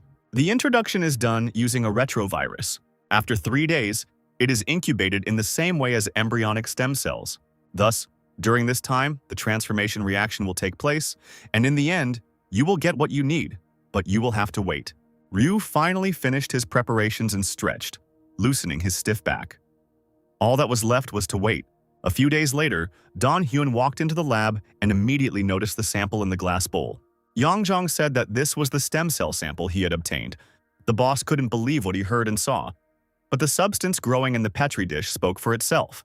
The guy promised his colleagues to share a detailed description of the experimental process by email. And although they didn't have high hopes for it, they still agreed, hoping that everything would work out. Ryu changed the subject, suggesting that everyone go eat since it was already lunchtime. The dining room was noisy as always, with work, research, and completely unrelated topics being discussed at each table. Some walked around the food tables choosing what to eat today. Others, almost without thinking, took the first thing they came across and walked to a single table, not wanting to stand out or hold up the others. As always, there was a wide variety of appetizers and main courses on the tables, from chicken in a spicy tomato sauce to the usual omelet and rice. Dr. Jung asked Sun Yul why he didn't take the chicken, but the man couldn't pass her by and had already eaten it before reaching the table. It was a little strange, but it described Go as a person very well. He decided that he couldn't live without meat and went for a new portion. Hi-Rim smiled at the corners of her lips because that's what he always did when his favorite food was cooked. Apparently, they had all gotten used to his quirks by now. But just as Ryu was thinking this, a crash was heard. He winced, dropping his food and quickly turning around at the woman's disgruntled cries. People have already begun to gather around what happened. Ryu didn't understand what was happening until he began to hear words through the hum of the audience's whispers. Sun Yul had somehow managed to bump into a girl passing by and get her clothes dirty. So now she was screaming furiously, trying to figure out where the unknown man was looking when he walked. She read the name of the department on Dr. Go's badge and snorted with displeasure and contempt. "It's simply unthinkable that I had to run into one of the most wretched departments," she almost screamed, as if she wanted everyone to hear her words. What actually happened at that moment? A satisfied Sun Yul walked back to the table with his tray, not noticing the girl passing by. He only lightly brushed her shoulder, but it was enough for her to tip her own tray over onto herself. The meat sauce splashed happily onto the white shirt and was absorbed into it almost immediately. The man hastened to apologize, even though he wasn't particularly to blame, but the girl couldn't be stopped. She was in the mood for a fight, as her clothes were irreparably damaged. You won't even be able to wash it out because the soy sauce will only spread the stain. The rest of the researchers from the Life Creation Department watched the events with horror, wondering what they could do in such a situation. Sun Yul introduced himself, trying to somehow resolve the conflict. The girl, like everyone else, thought that his department was full of idiots. The man tried to clear the air by saying that he was actually first in line, and she had tried to push ahead. But then another person appeared. This girl's boss, like a silent rock, towered over everyone else, inspiring fear and respect with just his appearance. The head of the Healthy Products Department, Choi Myung-jun, silently listened to everything his junior colleagues said, not really getting into the conflict. It seemed like he didn't care at all what had just happened. It was just an opportunity to show his power. Ryu muttered something under his breath about how it was time to step in and help, but the rest of the colleagues had already rushed forward, pushing their way through the crowd. Mengjun sighed heavily, asking who knew why the Life Creation Department was always involved in such things. I can already imagine what will happen at the final seminar, since you can't concentrate on just walking. His words did not fit the truth of what had happened. He asked how Sun Yul was going to make up for her mistake, since even if she washed it, she would hardly be able to wear the shirt again after such a stain. He offered to buy a new one, but even that didn't suit the girl, since she still needed something to wear. Just then, Hai Rin and Dong Hyun arrived to help, which even made it easier for Dr. Go to breathe. They easily made their way through the crowd, which parted at the sight of the department's researchers, as if they were lepers. Sun Yul tried to keep a neutral expression, but he was already starting to get angry. The girl immediately turned around to look at the people who had approached, immediately realizing that they were also from the Life Creation Department. The researchers agreed with her assumption. It seems like piles of feces always stick together. No matter how you look at it, it's immediately clear that you're all from the same department. The girl resorted to insults, unable to withstand the flow of her own emotions and feeling her impunity due to the presence of her boss. Dr. Jung became increasingly furious, but Dong Hyun held her back and said that the girl should apologize for such statements. But she didn't even think about apologizing, explaining that it was all the fault of an employee of their department. And now, not only can't you cope with your work, but you'll screw up the final seminar again, like you did last year. Don't you understand that you're putting the entire company's reputation at risk? She persisted. In her opinion, they screwed up in everything, from their clothes to the mood of the people around them. Dong Hyun suggested not arguing in vain, but looking at the footage from the surveillance cameras. It was necessary to find out who was really right. Dr. Jung noticed that the girl was wearing a miniskirt, which is a violation of laboratory rules. She had nothing to say in response to this, so she fell silent, clenching her teeth in irritation. Chief Choi intervened, saying that it was he who gave her permission to dress like that. In any case, everyone is currently preparing for the seminar and is not particularly involved in laboratory research. Moreover, Miss Yunju has already exceeded this year's goals. Last week, she submitted a report on her work and experiments. Unlike some, she is a very valuable and capable employee. And besides, Mingjun sarcastically reminded that the Life Creation Department does not have time to review the camera footage and look for the culprit. They need to prepare for a seminar that is sure to be a failure. They don't want to screw up like they did last year, and the year before, and every year. They had to save their time and focus on experiments and preparing materials. Ryu couldn't stand still any longer, angry at how unpunished these people felt. He was angry at the way the company was structured and that good specialists were being sent into exile simply because someone didn't like them. Sun Yol decided to intervene, drawing all the attention to himself. He bowed, apologizing for what he had done, and fully admitting his guilt, promising to definitely buy clothes. But he winced when a calm voice from somewhere in the crowd announced that this was not necessary. Both departments shuddered, sensing the danger in the speaker's voice. They turned towards the source of the sound, expecting an explanation. Ryu appeared out of nowhere, saying that the health food department should apologize. He introduced himself, saying that he had only joined the department last week. He was immediately recognized. Rumors that Yeon Jung had quarreled with the department director had been circulating around the institute for a long time. Ryu didn't argue, assuring that he had insulted the director of the research laboratory and that nothing had happened to him for it, so there was no doubt that he could do something similar again. Chief Choi took this as a threat, assuming that the guy might even start swinging his fists. Yeonjong assured that he would not do this, but there was one thing he still could not understand. They were asked to watch the camera footage and see who was at fault. But for some reason, the health food department refused to do this, citing the fact that they had no time to deal with such nonsense, because of experiments that, according to them, have already ended. So what was the real problem? Chief Choi was already beside himself. How dare someone like this guy interfere in his affairs and question his authority? He realized that the Life Department had something to present at the upcoming seminar, and Ryu did not argue. The rest of the department was shocked by this news. They were shocked that Yeonjong used lies as an argument in the dispute. According to the guy, healthy food is not that far removed from the creation of life. After all, their products are only good for being photographed, played with, and thrown away. There is only one thing left to do. Wait for the seminar to decide there who is right, who is wrong, and which department has the best research. All this time, a CCTV camera was pointed directly at them, and on the other side of it, someone was watching the concert. Ryu returned to the laboratory. Of course, it was not advisable to simply do nothing when the reserve of physical strength was full. However, it was replenished automatically after some time. He planned to personally develop a cure over the weekend, a drug that he will create without the intervention of the Eigen company. He asked Rosaline to tell him about a treatment for liver cancer, but the system informed him that physical strength was not enough for this, since liver cancer is a serious illness, so it would not be possible to carry out the analysis in one go. It was the same story with lung cancer. The severity of the disease was the same, so there was also not enough physical strength to cope with it. In vain did he aim to create a cure for cancer. So far, he lacks both the knowledge and the resources for this. It would be good to level up Rosaline. As if hearing the owner's thoughts, the system issued a notification that vitamins B6 and zinc were needed to increase levels. He immediately hurried to the pharmacy near his house. The girl at the checkout immediately recognized him. Ryu had bought probiotics a week ago. The guy thanked Ji-hyun for recommending this particular drug to him. Today, he needed complex nutritional supplements containing vitamin B6 and zinc.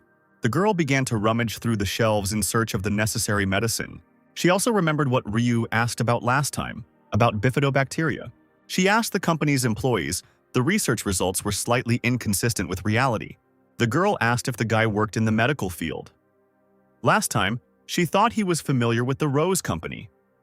The guy simply said that he really did work for a pharmaceutical company and was currently doing stem cell research. But stem cells and bacteria are completely different fields, so why was he interested in the latter?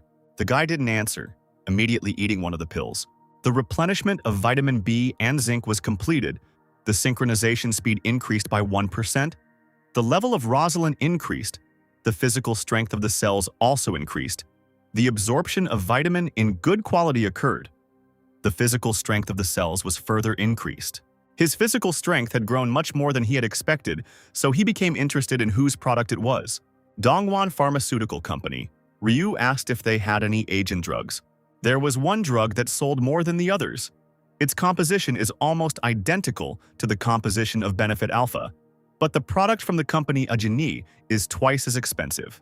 She asked if Yeonjun wanted to buy Power Nature as well. He nodded negatively, saying that he didn't like the company and that he was surprised that it didn't initially offer Agen, but gave him another drug. She said that she also doesn't like this company. In this they are similar. Ryu was surprised. Isn't the high price in the pharmacist's favor? She paused, thinking about her answer, or rather, how to formulate it. It turned out that the girl had bad memories associated with this company. They often do bad things, this statement struck Ryu. He couldn't believe his ears. Could it be that she had found out something that he had? One day they stole a drug from a small company that was in the development stage. They released their drug at the same time, wiping out that small company. Yeonjong shuddered as he suddenly realized what he had done. When he worked in the department developing anti-tumor drugs, he personally gave a presentation on the drug Celicure. The effectiveness of Eloa by Ajin was much higher than Celine Jenner's Celicure. And as a result, the director of the research institute, Kim Hyun-taek, decided to withdraw the drug from the market. Ryu felt guilty because he trusted the Eigen company like a fool. Just as he decided to ask something, the door behind him rang. The glass slid aside, letting in a new client. An old man with a cane slowly hobbled into the pharmacy, coughing loudly. He didn't cover himself at all, spraying drool everywhere. Yeonjong and Ji-het immediately turned to look at the person who entered. After another sneeze, a nearly continuous stream of saliva sprayed onto the tiles, and Rosaline issued a warning about the danger. Ryu's head began to hurt unbearably, preventing him from thinking or even standing still. He closed his eyes, trying to bring himself into relative order. My head was spinning more and more, and a buzzing noise settled in my ears, drowning out the voices. Suddenly, the picture began to blur and darken, as if Ryu was losing his sight. The pharmacist greeted the visitor with a smile and disappeared behind a cloudy veil that covered the pupil. This sent Ryu into a state of panic, because just a couple of seconds ago everything was fine. The guy doesn't understand what's happening and why his vision has deteriorated so suddenly. He is absolutely certain that he was standing calmly in this drugstore, and his eyes were open and functioning normally. But now it feels as if the world around him has been covered with a white veil. Any sound, even a quiet one, rings like an alarm in his head, causing severe discomfort. The ringing in his ears prevents him from hearing what is happening normally, and people's voices sound like a crumpled sheet of paper. As if all this weren't enough, Ryu's pupils suddenly dilate and his body begins to tremble. Right in front of him, he begins to see clear and bright silhouettes of the flu virus. Rosaline reports that the influenza A virus has been detected. Ryu tries to focus his vision and see if what he sees is true. The silhouettes in front of him become increasingly clear. The boy screams loudly from an attack of unbearable headache, leaning forward and covering his face with his hands. The female pharmacist and the sick visitor turn towards him in surprise. Ryu slowly removes his hands from his face and tries to catch his breath. He is still deeply amazed by what he was able to see. The guy never thought he would be able to see the flu virus with the naked eye, and so clearly. Ji-het asks worriedly if everything is okay, and Ryu rushes to reassure her. The guy apologizes for scaring her and refers to the fact that sometimes he has very strong sudden migraine attacks. After this, Ryu asks where the toilet is, and the pharmacist sends him to the second floor. As he was leaving the door, he heard the girl continuing her dialogue with the customer. An old man with a cane asks to sell him the cheapest and most effective antipyretic. On the way to the restroom, Ryu reflects on what he saw. The size of the flu virus is 1/2000th the thickness of a hair. These are particles that are much smaller in size than a speck of dust. Perhaps the ability to see such small things is also one of Rosaline's skills. The guy notices that his physical strength has decreased, and this is independent of him. Apparently, when Rosaline was exposed to the flu virus, her defense mechanism was activated. Memories of his recent shame flashed before Ryu's eyes. To his shame, he could not control his reactions at the time and gave free rein to his emotions. And now the guy doesn't know how he'll look the pharmacist girl in the eyes after what he did in the drugstore. He really regrets that he can't turn back time. The only good thing is that today he was lucky enough to learn something new again.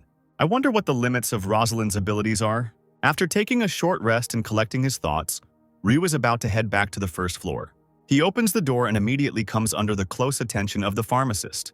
The worried girl offers him a glass of water to come to his senses. Politely thanking her for her concern, Ryu takes a few sips. Having returned the glass, the guy asks if the old man has the flu, and the pharmacist confirms his guess. She is worried if the guy is okay, because the visitor was coughing right next to him. The girl sold the old man an antihistamine and a cough medicine because it was too late to take medicine for the flu itself. Most flu medications are now only effective if taken within 48 hours of infection. Now Ryu understands a little more. Although he studied the results of many different experiments and mechanisms, it did not give him the knowledge he needed. As a biologist, he knows almost nothing about the properties of the various synthetic drugs sold today. The guy laughs a little sheepishly, admitting that he doesn't know much about this area. He works as a biologist in the field of cancer research, but still cannot believe in the bright future ahead. Ji-Het replies that the reason is that the country lacks an innovative genius who could solve the frustrating problems of the market. This is what the chief scientist of the company where the girl works often says. An innovative genius, Ryu ponders. The pharmacist continues to discuss the meaning of producing flu vaccines. She is convinced that viruses are evolving more and more powerfully every year, making all previous vaccines useless. The girl hopes that with the advent of a brilliant biologist, the very idea of a vaccine will change. Maybe he will be able to create a remedy that will completely eliminate the flu in some innovative way that is beyond the human imagination. Her words give the guy an idea. Maybe we should try studying influenza with Rosaline. Suddenly, the girl asks Ryu an unpleasant question, wanting to know what company he currently works for. She herself works for Celine Jenner's company, which was quite expected. This is the same company that had the incident with Aegon, which involved a drug against liver cancer. Ji-Het says that she and her colleagues worked long nights and put in a lot of effort to develop this drug. But in the end, this drug was simply wiped off the face of the earth, which left the researchers in terrible shock. They even had to take vacations to cope with this shock. After finishing the story, the girl asks again about Ryu's company. The guy mentally panics, because it was his report that destroyed the drug that Ji-Het had worked so hard on. Luckily for him, new customers enter the pharmacy, giving him the opportunity not to answer the question asked. People are talking among themselves, surprised by the new pharmacist. Recently, an older woman worked here, but now a young, beautiful girl works here. There are so many visitors that the noise of their voices merges into a loud hum, disturbing the usual silence of the pharmacy. Just a minute, get in line and I'll serve you all. Ji-Het shouts loudly so that everyone can hear her. The elderly aunts immediately start asking one after another whether such a beauty has a boyfriend, and whether she would like to meet their sons and nephews. Ryu decides not to interfere and heads towards the exit of the pharmacy. He goes outside and walks slowly towards the house. Having arrived, he settles comfortably into a chair and looks thoughtfully out the window. There are so many people in the world who often get sick with common diseases, such as the flu. However, treatment options are extremely limited. Will Ryu be able to create a drug that is much better than conventional modern drugs? The boy rises decisively from his chair and asks Rosaline to give him information about the treatment for type A influenza, to which the artificial cell replies that it can offer him 3 options. Research the mechanism of influenza infection, which will require the expenditure of physical force of 0.05 per second. Study the flu cure, physical strength consumption, 0.9. And finally, learn a way to destroy type A influenza, which will require the expenditure of 1.5 physical strength. The last option makes the guy scream in shock. Is it really possible to completely eradicate the flu virus? Ryu sits back down in his chair and tries to calm his racing heart. It's just incredible that such a possibility exists. But for some reason, the guy feels that he can't handle the third option with his abilities. The first option can be easily found on the internet, so Ryu immediately rejects it. Maybe he should try the second method? This would be the most logical thing. But the possibility of completely destroying the flu virus does not give the guy any peace. Therefore, having given in to his interest, the biologist nevertheless chooses the third option. Rosaline is looking for a way based on her master's abilities. After some time, she suggests destroying type A influenza with swine flu. Artificial Cell recommends synthesizing swine flu based on rhinovirus. Rhinovirus is the pathogen that causes the common cold, and its toxicity is much lower than that of the flu virus. Rosaline proposes to create a pathogen that is as toxic as the common cold and as infectious as swine flu, and release it into densely populated areas around the world. Infected people will not be susceptible to the flu virus, and it will eventually disappear for at least 6 months. Rosaline immediately offers to work out a detailed plan of action to carry out this option, which makes Ryu incredibly angry. The guy thinks that this is just madness. The artificial cell offers not a cure, but a mass infection. To his indignation, Rosaline responds that rhinovirus is a common cold virus, and the risk of contracting the aforementioned swine flu is extremely low.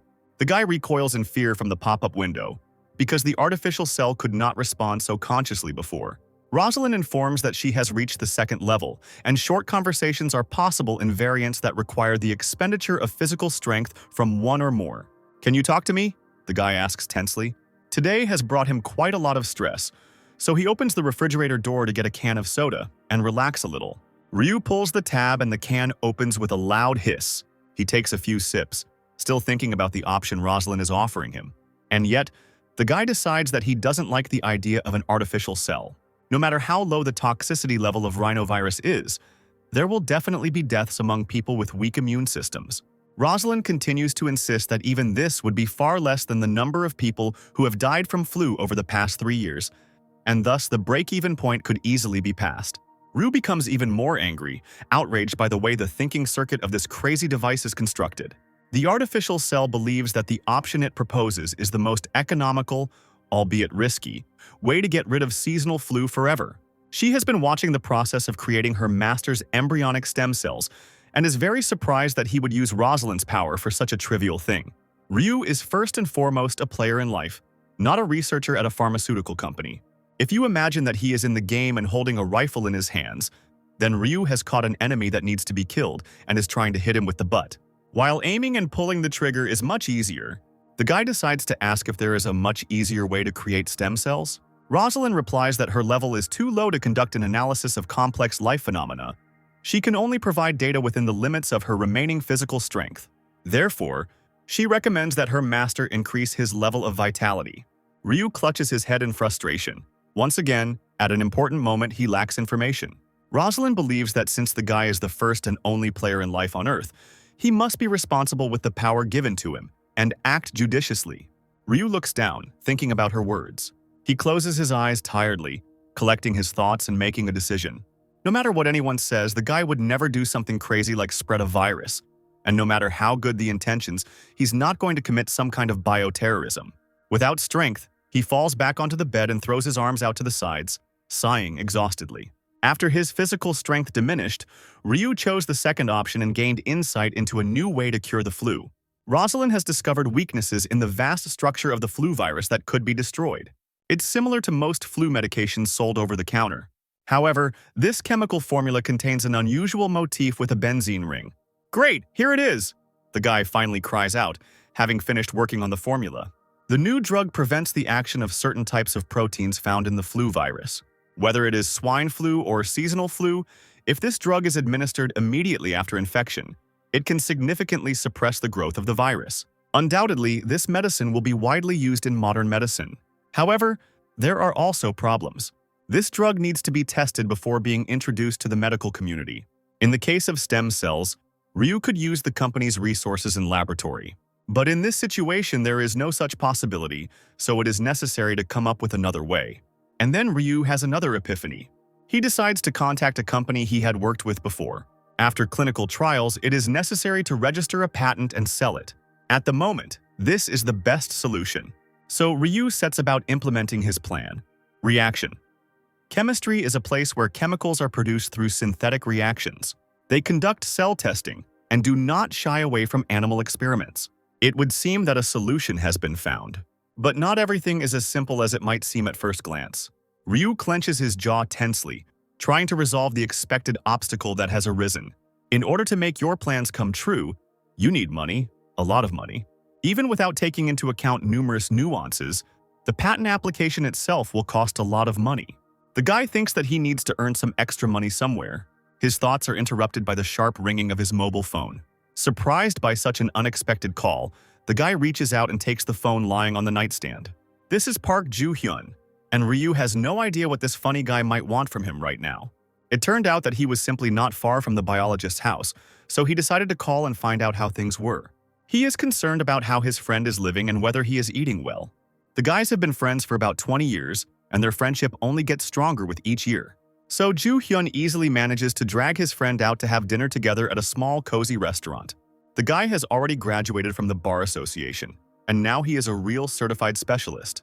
While talking with an old friend, Ryu, without even noticing it, relaxes and all the problems fade into the background.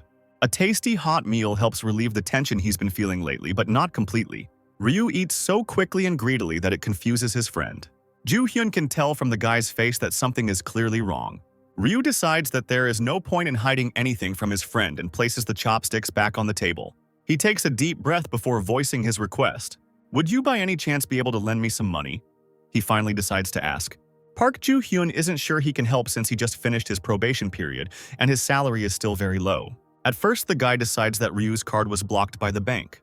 But he replies that everything is not like that at all. Joo-hyun becomes even more nervous at the thought that while he was gone, Ryu took out some kind of loan or borrowed money at interest.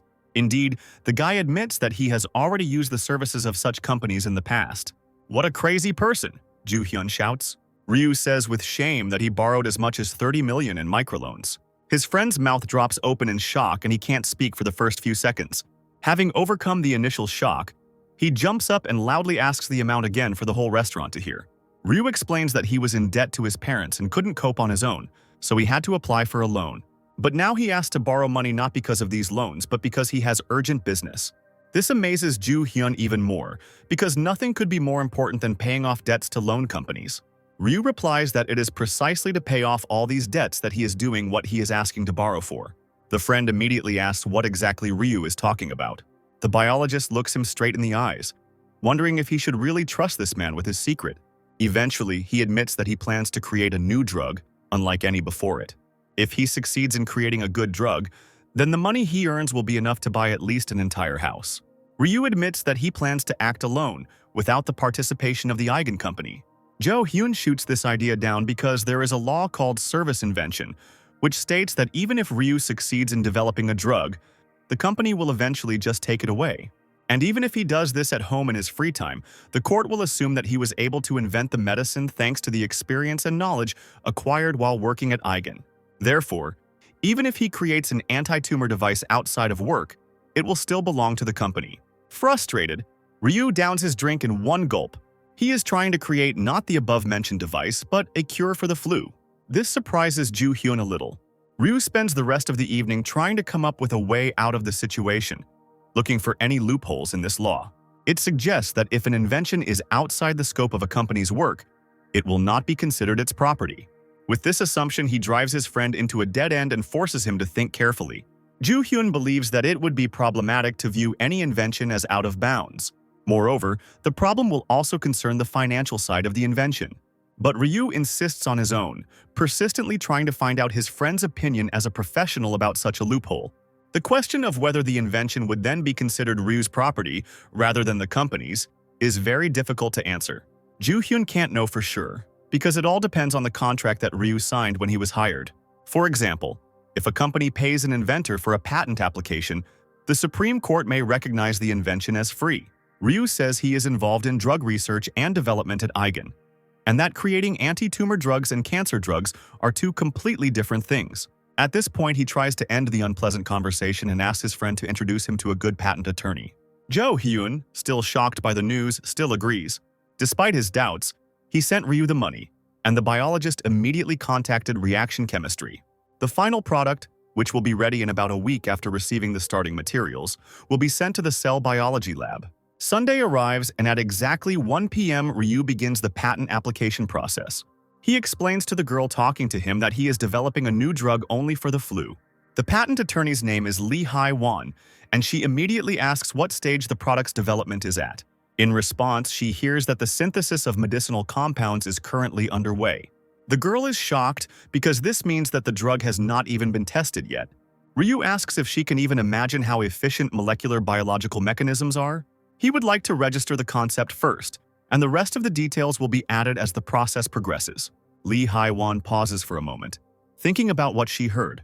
She is not sure that the development of this drug can be successful. If there is almost no information, it is difficult to judge the effectiveness of a drug, so she does not understand what this person was thinking when he came to submit an application with absolutely no experimental data.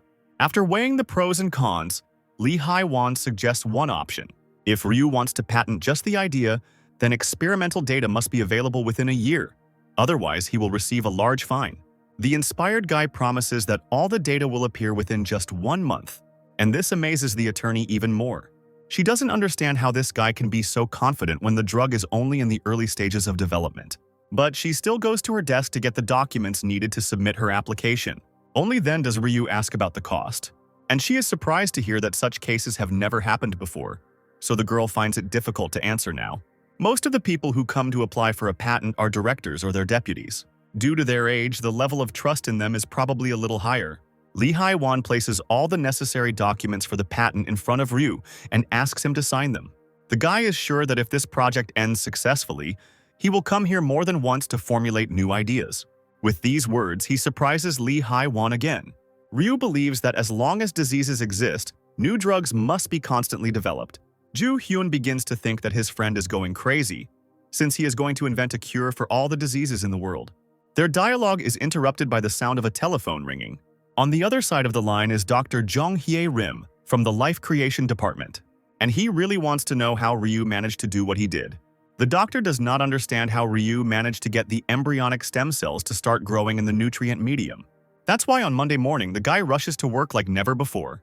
Huddled around a container containing these cells, the biologists chatter among themselves in bewilderment. The fact that they began to grow in the nutrient medium is an indicator of the success of the experiments. Now normal cells turn into embryonic stem cells. This result is so amazing that it is hard to believe. There is only 1 week left until the final seminar. And now they all want as much data and evidence about the experiment as possible. Fortunately, each employee was a professional in his field and clearly carried out the duties assigned to him. And Ryu, sparing no physical strength, was focused on preparing presentation materials. Unnoticed by all the preparations, Friday morning arrives. The annual final seminar of the Agent Company begins. It seems that in every room of the huge building there is not a centimeter of free surface. There are so many people that there is a lack of air. Life Creation Department Director Chung Ji-myung and researcher Bai Seon-mi also returned for the conference from another region where they had been working all this time. While they were gone, the rest of the department staff worked diligently. With a sigh, the department head admits that traveling on such business trips takes up quite a lot of time and effort. He then asks if their presentation is ready for today's performance. To his surprise, senior researcher Park Dong-hyun replies a little nervously that there is a problem. The manager immediately tenses up, already preparing for trouble. The researcher explains that a new employee, Dr. Ryu, recently joined their department, and it was he who single-handedly started one project. It was such a huge breakthrough that the scientists completely forgot about collecting data and slightly underdeveloped their presentation material. In order not to be unfounded, Dong-hyun takes his boss away to clearly show him everything he just talked about. Meanwhile, people continue to arrive at the Agent Company's seminar room. The researchers sit down at their assigned table to discuss everything. Jun Ji-myung asks, a little displeased, why he is only now learning about such outstanding results from his department. This is because scientists have not yet put some of the experimental data in order. So the senior researcher asks the boss to wait until Dr. Ryu arrives and tells him more. The man agrees, mentally ready to take a blow from the company's management. Meanwhile, Kim Hyun-taek comes on stage to greet everyone gathered. Before the annual seminar begins, he gives the floor to the technical director. The staff look at the stage in anticipation, comfortably seated at tables in the hall. Finally, the person they were all waiting for appears in their field of vision. A man approaches the pulpit and greets everyone gathered. His name is Nicholas Kim. He begins his speech by saying that he has personally set himself a goal this year to give up alcohol and cigarettes and start exercising daily. But, unfortunately, he eventually gave up. It's quite hard for Nicholas to admit defeat in this, and many in the room understand and share his feelings. The man goes on to say that at the end of the year he had a medical examination and found that he was in good physical shape. However, he hopes that everyone present will fight to the end to achieve better results. Of course, everyone encounters failures along the way. But you shouldn't give up, because this is all part of science. Isn't the work of researchers like walking in a dark room and trying to find the light by touch? It's okay to make mistakes, says Nicholas. Today, at least 1,000 scientists have gathered in this hall, and if they all unite, then there will not be a single problem that they cannot solve together. This is the purpose of today's seminar. After the welcoming words of the technical director, the chief researcher Kim Joo-yeon came on stage with a presentation, which the girl began by talking about the drug Celicure. However, the name of Ryu Yeonjun, who was the one who introduced this medicine in the past, was never mentioned. The incident, which occurred and was dealt with in a brutal manner, was subtly paraphrased as an appropriate response from management. The Health Products Department knows that the Cancer Drugs Department actually had to collaborate with the Mobile Diagnostic Devices Department. Therefore, they believe that they themselves still have a chance to win the main prize. Kim Joo-yeon continues her presentation and introduces to everyone a new anti-tumor drug developed exclusively by her department. Unlike other drugs, the new medicine was designed to precisely target and destroy stomach cancer cells without affecting healthy human cells. Hearing this, Park Dong-hyun sighs in disappointment. Employees in all other departments also understand that if the presented drug works, it will be a huge breakthrough. When the experimental data was released, everyone was stunned. This presentation was rated as the best in the history of the agent company. Even technical director Nicholas was amazed by such success. The next to speak is the Mobile Diagnostic Devices Department, and Dr. Ryu still hasn't arrived, which worries the rest of his department. The representative of the Mobile Diagnostic Devices Department also received positive feedback on his presentation. Next in line was a report from the Medical Equipment Department, and here everything was not so smooth. After the first two presentations, the relentless attack from the managers began. And where can this be used? An awkward question is asked. Do you think this can generate income? Why is the accuracy of this chemical so important? Your delivery method needs to be improved. All these questions and mockery rained down non-stop on all the following departments.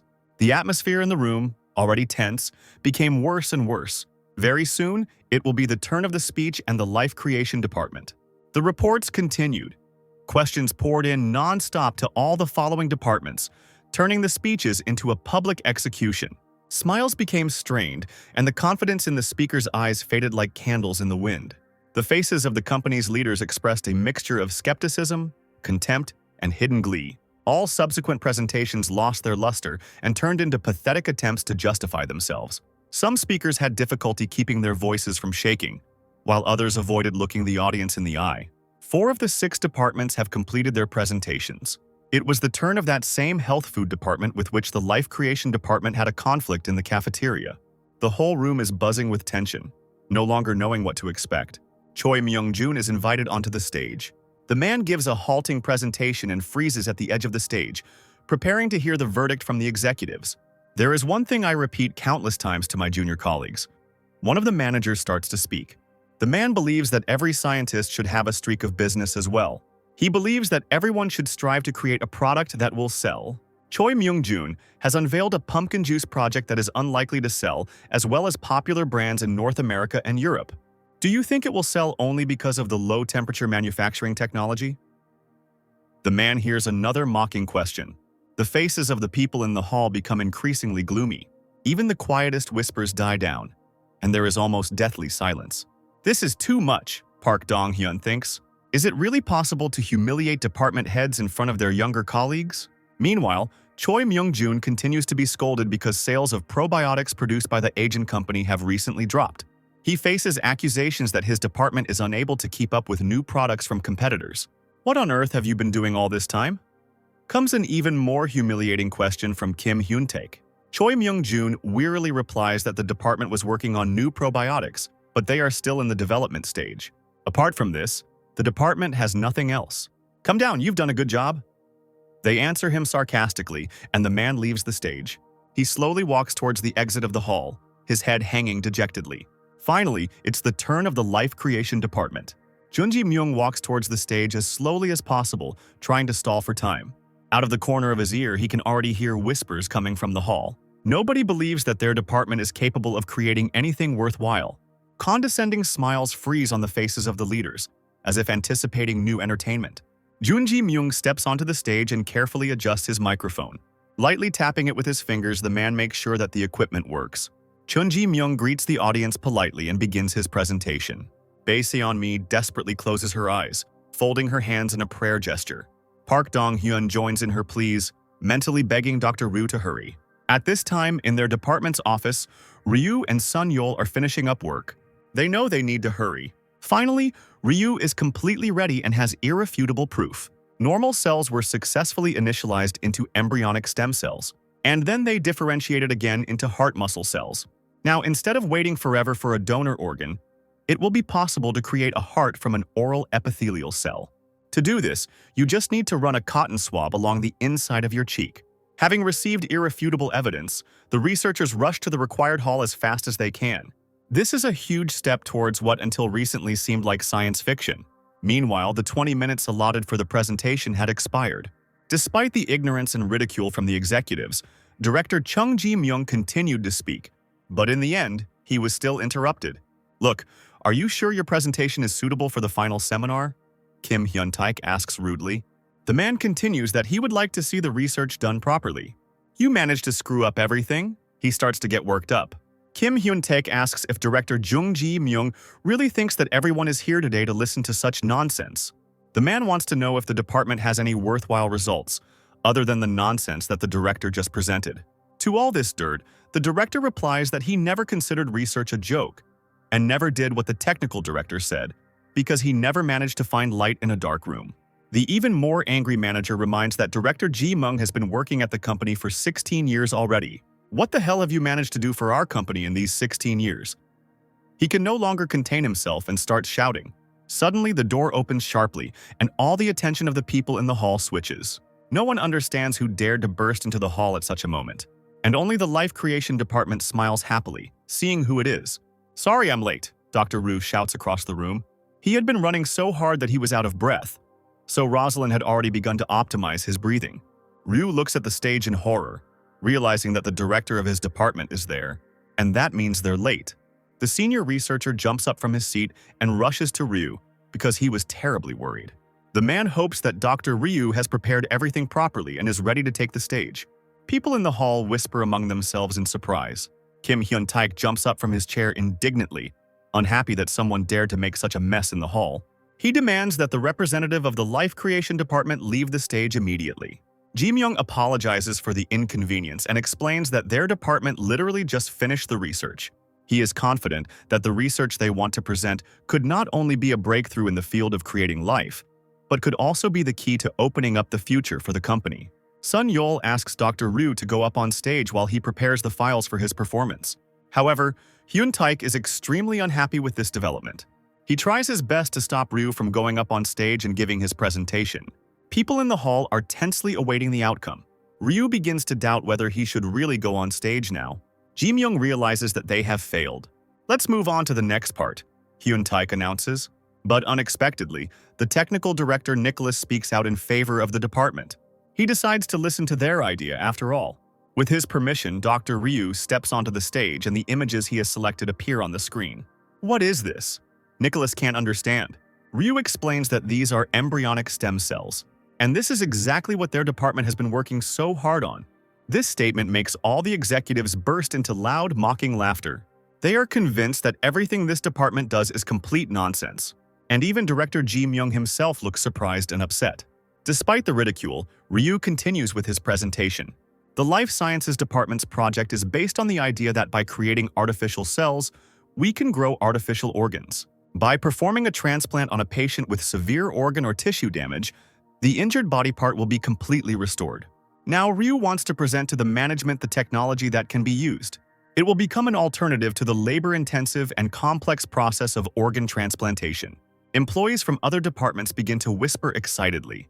Nicholas chuckled thoughtfully, listening attentively to Dr. Ryu. "So, you are researching the technology of creating embryonic stem cells?" Hyun-taek clarifies. It seems to him that everyone in this department has gone crazy. To work on this task, it is necessary to use a fertilized egg, which is very difficult to obtain. If it was obtained illegally, the company could be charged and convicted. Will you be ready to take responsibility if something happens? The man continues to swear. To everyone's surprise, Dr. Ryu explains that there was no fertilized egg. Initially, the department's staff took an ordinary cell from the body of the person being examined.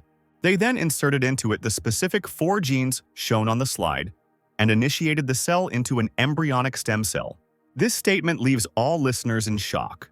Even the department director himself cannot believe what he sees on the screen now. There is no doubt that the life creation department has achieved incredible results. If the images provided are to be believed, they really did what Dr. Ryu says. Hyun-taik stares at the presentation slides, his mouth hanging open in surprise. The faces of the audience in the hall showed no less surprise. The stem cell department decides to voice its doubts. You transformed normal cells into embryonic stem cells and you want us to believe this nonsense? One of the employees shouts. Dr. Ryu calmly replies that yes, it is possible.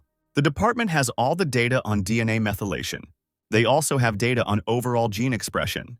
Hyun-taik is confident that the department cannot have proof that artificial organs can be created from this. However, Ryu claims otherwise, and that is why they are late today. And now the guy asks everyone in the audience to look at the slide that shows cardiac fiber cells.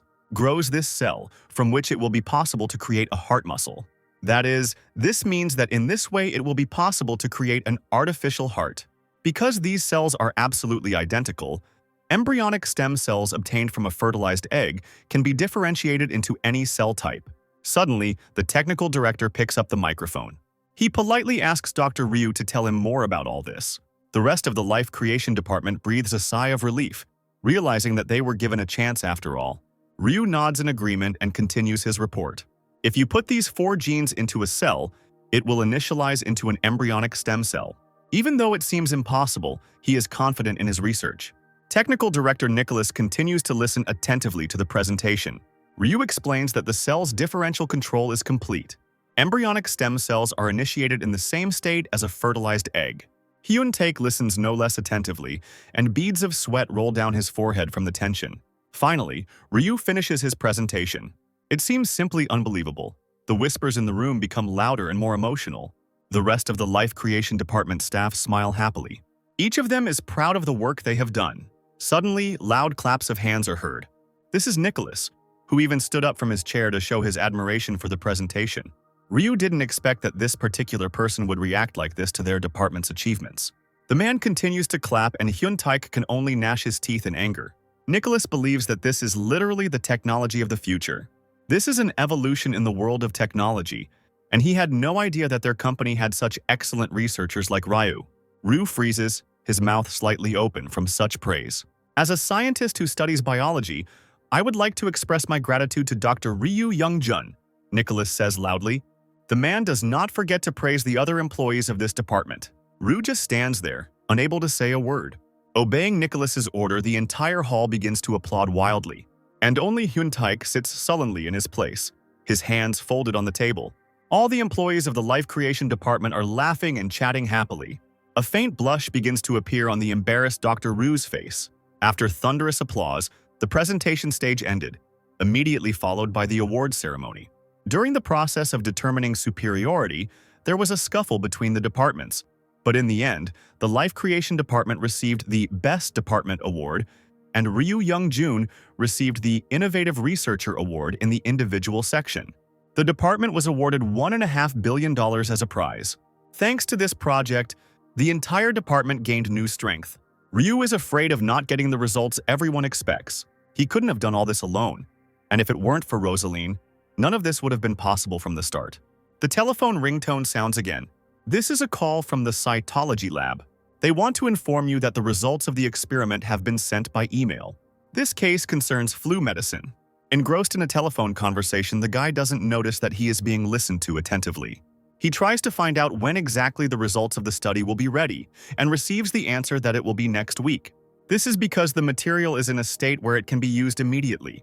Having heard all the answers he needed, Ryu ends the conversation. With the results of the experiment coming out next week, he will be able to attach them to the patent data immediately. After reviewing the documents, the patent will be registered and everything will be over. He is distracted by a call from behind him. This is So-yeon, who dumped him not long ago. When he looks at this face, He feels the greatest variety of different emotions. Luckily, the guy doesn't feel like he missed her at all. He politely tells the girl that they have nothing to talk about, to which So-yeon replies that she would like to apologize for last time. After they broke up, she felt very bad too. Congratulations on receiving the award, the girl says to Ryu, who is already leaving. She believes that if his business goes well, the guy must definitely make peace with the head of the institute, Kim Hyung-taek. Ryu doesn't want to believe what he hears. Meanwhile, So-yeon continues, promising that she will help him in his research along with the rest of the anti-tumor department staff. The guy closes his eyes, trying to contain the storm of emotions that is overwhelming him. Receiving no response, So-yeon calls out to him again. Coming closer, she grabs the guy by the hand. But to her great surprise, Ryu immediately frees his hand and demands that she not touch him again. Now he doesn't need her help or the help of the senior staff of the anti-tumor department. And more than anything in the world, he doesn't want to think about Kim Hyung-taek.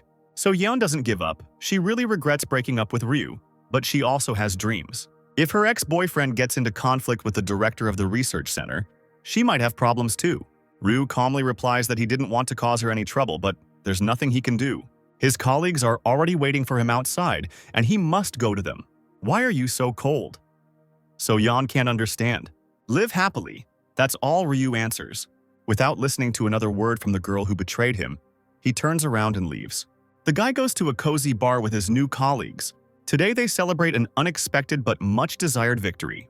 The colleagues laugh loudly, not denying themselves a few glasses of delicious beer. Ji Myung identically raises his glass up, giving a short speech.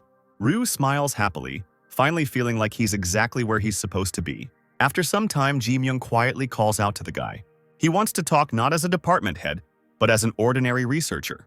I wish Dr. Ryu would go away, the man says, much to the boy's shock. The biologist asks, upset, what Ji Myung means, to which the man replies that such a capable researcher as Ryu cannot waste his talent here. The rest of his colleagues agree with his opinion. They are sure that once Ryu leaves their department, they will again be treated with disdain, as before. They are all afraid that they will become too attached to Dr. Ryu and won't be able to let him go in the future. Dr. Ryu, do you have a dream? Asks Ji Myung. This makes the guy think a little. A moment later, he replies that he would like to completely overcome at least one disease and thereby save many people. Colleagues think that this is a great dream, as befits a true doctor. But in them, such passion and enthusiasm have long since disappeared. For example, Park Dong-hyun and Bae Sun-mi dream of raising their children well and marrying them off successfully. The woman adds that she believes Dr. Ryu is wasting his time not only in their department, but in Agent's company as a whole. And the guy generally agrees with her. But he doesn't know where else he could go, because there are no other companies in Korea with good equipment and the ability to support research. To which Park Dong-hyun replies that there are many more research opportunities to be found abroad. Ryu laughs and notes that all these foreign companies are not much different from Eigen. Sun-mi agrees with him. The woman already had experience completing an internship at one of these companies. Ji Myung comes up with what he thinks is a good idea. What if Ryu leaves the firm and becomes a professor? After he writes his dissertation on stem cells, he will receive many offers from universities. However, professors cannot create products for the purpose of selling them. Besides, the guy wants to be useful to this world a little more. The director believes that while Dr. Ryu works at Eigen, he only helps the bigwigs at the helm. The guy replies that this will not happen because he will register a patent on stem cell research for himself and for everyone present. This way they can cover the cost of the research and prevent unnecessary pressure. There have been several cases where researchers had a joint patent, but were only able to take a minority stake for themselves. The remaining shares will belong to the company. The director believes that the situation with their department is different from all the others. They have succeeded without any support, and if all goes well, Dr. Ryu will be able to do as he pleases. Sun-mi is not so sure about this, because it is unknown whether the management will agree with this position. Ryu calms them all down, promising to sort out all the details. Ji Myung looks at Dr. Ryu thoughtfully. He gets the feeling that the guy has something else on his mind besides securing an independent budget for their department. Ryu decides to tell it like it really is. In order to make his dream come true, he has already set a goal for himself. The guy wants to achieve the position of CEO of the Eigen company. Such a loud statement shocks everyone present. Ryu intends to become the largest shareholder by stabilizing management rights. Now it sounds like something impossible, but no matter how much the guy thinks, this is the only solution that will help him realize his dream. Companies with good equipment including those abroad, can be counted on the fingers of one hand.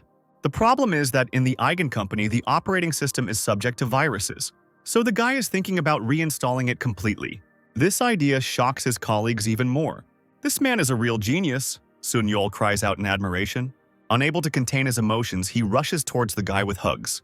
Dong Hyun gets up from his chair and says a few warm words of support to Dr. Ryu. He will always be on this guy's side. Ji Myung touches his chin thoughtfully. He fears that it will be quite difficult to buy so many shares at once, even if he has the necessary amount of money. But Ryu had already thought about that too. He plans to create a subsidiary company that will focus on studying stem cell differentiation. This company will develop and sooner or later absorb Agent. Ji Myung notes that it will be quite difficult. Sun Mi, however, is confident that the idea is worth trying. They've all had to endure a lot from the current leadership, so everyone sincerely wishes that Ryu will be able to carry out his plans. In any case, Don Hyun is confident that the people at the top will see the patent documents very soon. And then they will come to their department with bats to sort it out. The other scientists agree with him with loud laughter. "Let's drink to the creation of life." Director Jimin finally gives the toast. They sit for quite a long time before going home. But eventually the fun ends and morning comes for Ryu. The guy wakes up from the bright rays of sunlight falling so mercilessly on his face. He can only make a vague moan from a terrible headache. It takes him a long time to finally wake up completely and try to get out of bed. Rosaline informs that she is creating information about the necessary ingredients for restoring the body. The guy decides to first take care of his body, as the artificial cell advises him. Besides, it wouldn't hurt him to rest after such hard work. Many things appeared that had never bothered him before. On the same day, he was paid the prize money for the prize he won, which amounted to 100 million won. Although this is a fairly large amount, it is not enough to pay off the debt on the house and pay for the resolution of his affairs. However, the guy will be able to catch his breath at least for a little while. Now he needs to send some money to his family and give back the money he borrowed to Ju Hyuk. Lying on the bed, the guy thinks about the future. If his flu medicine sells well, he won't have any financial problems.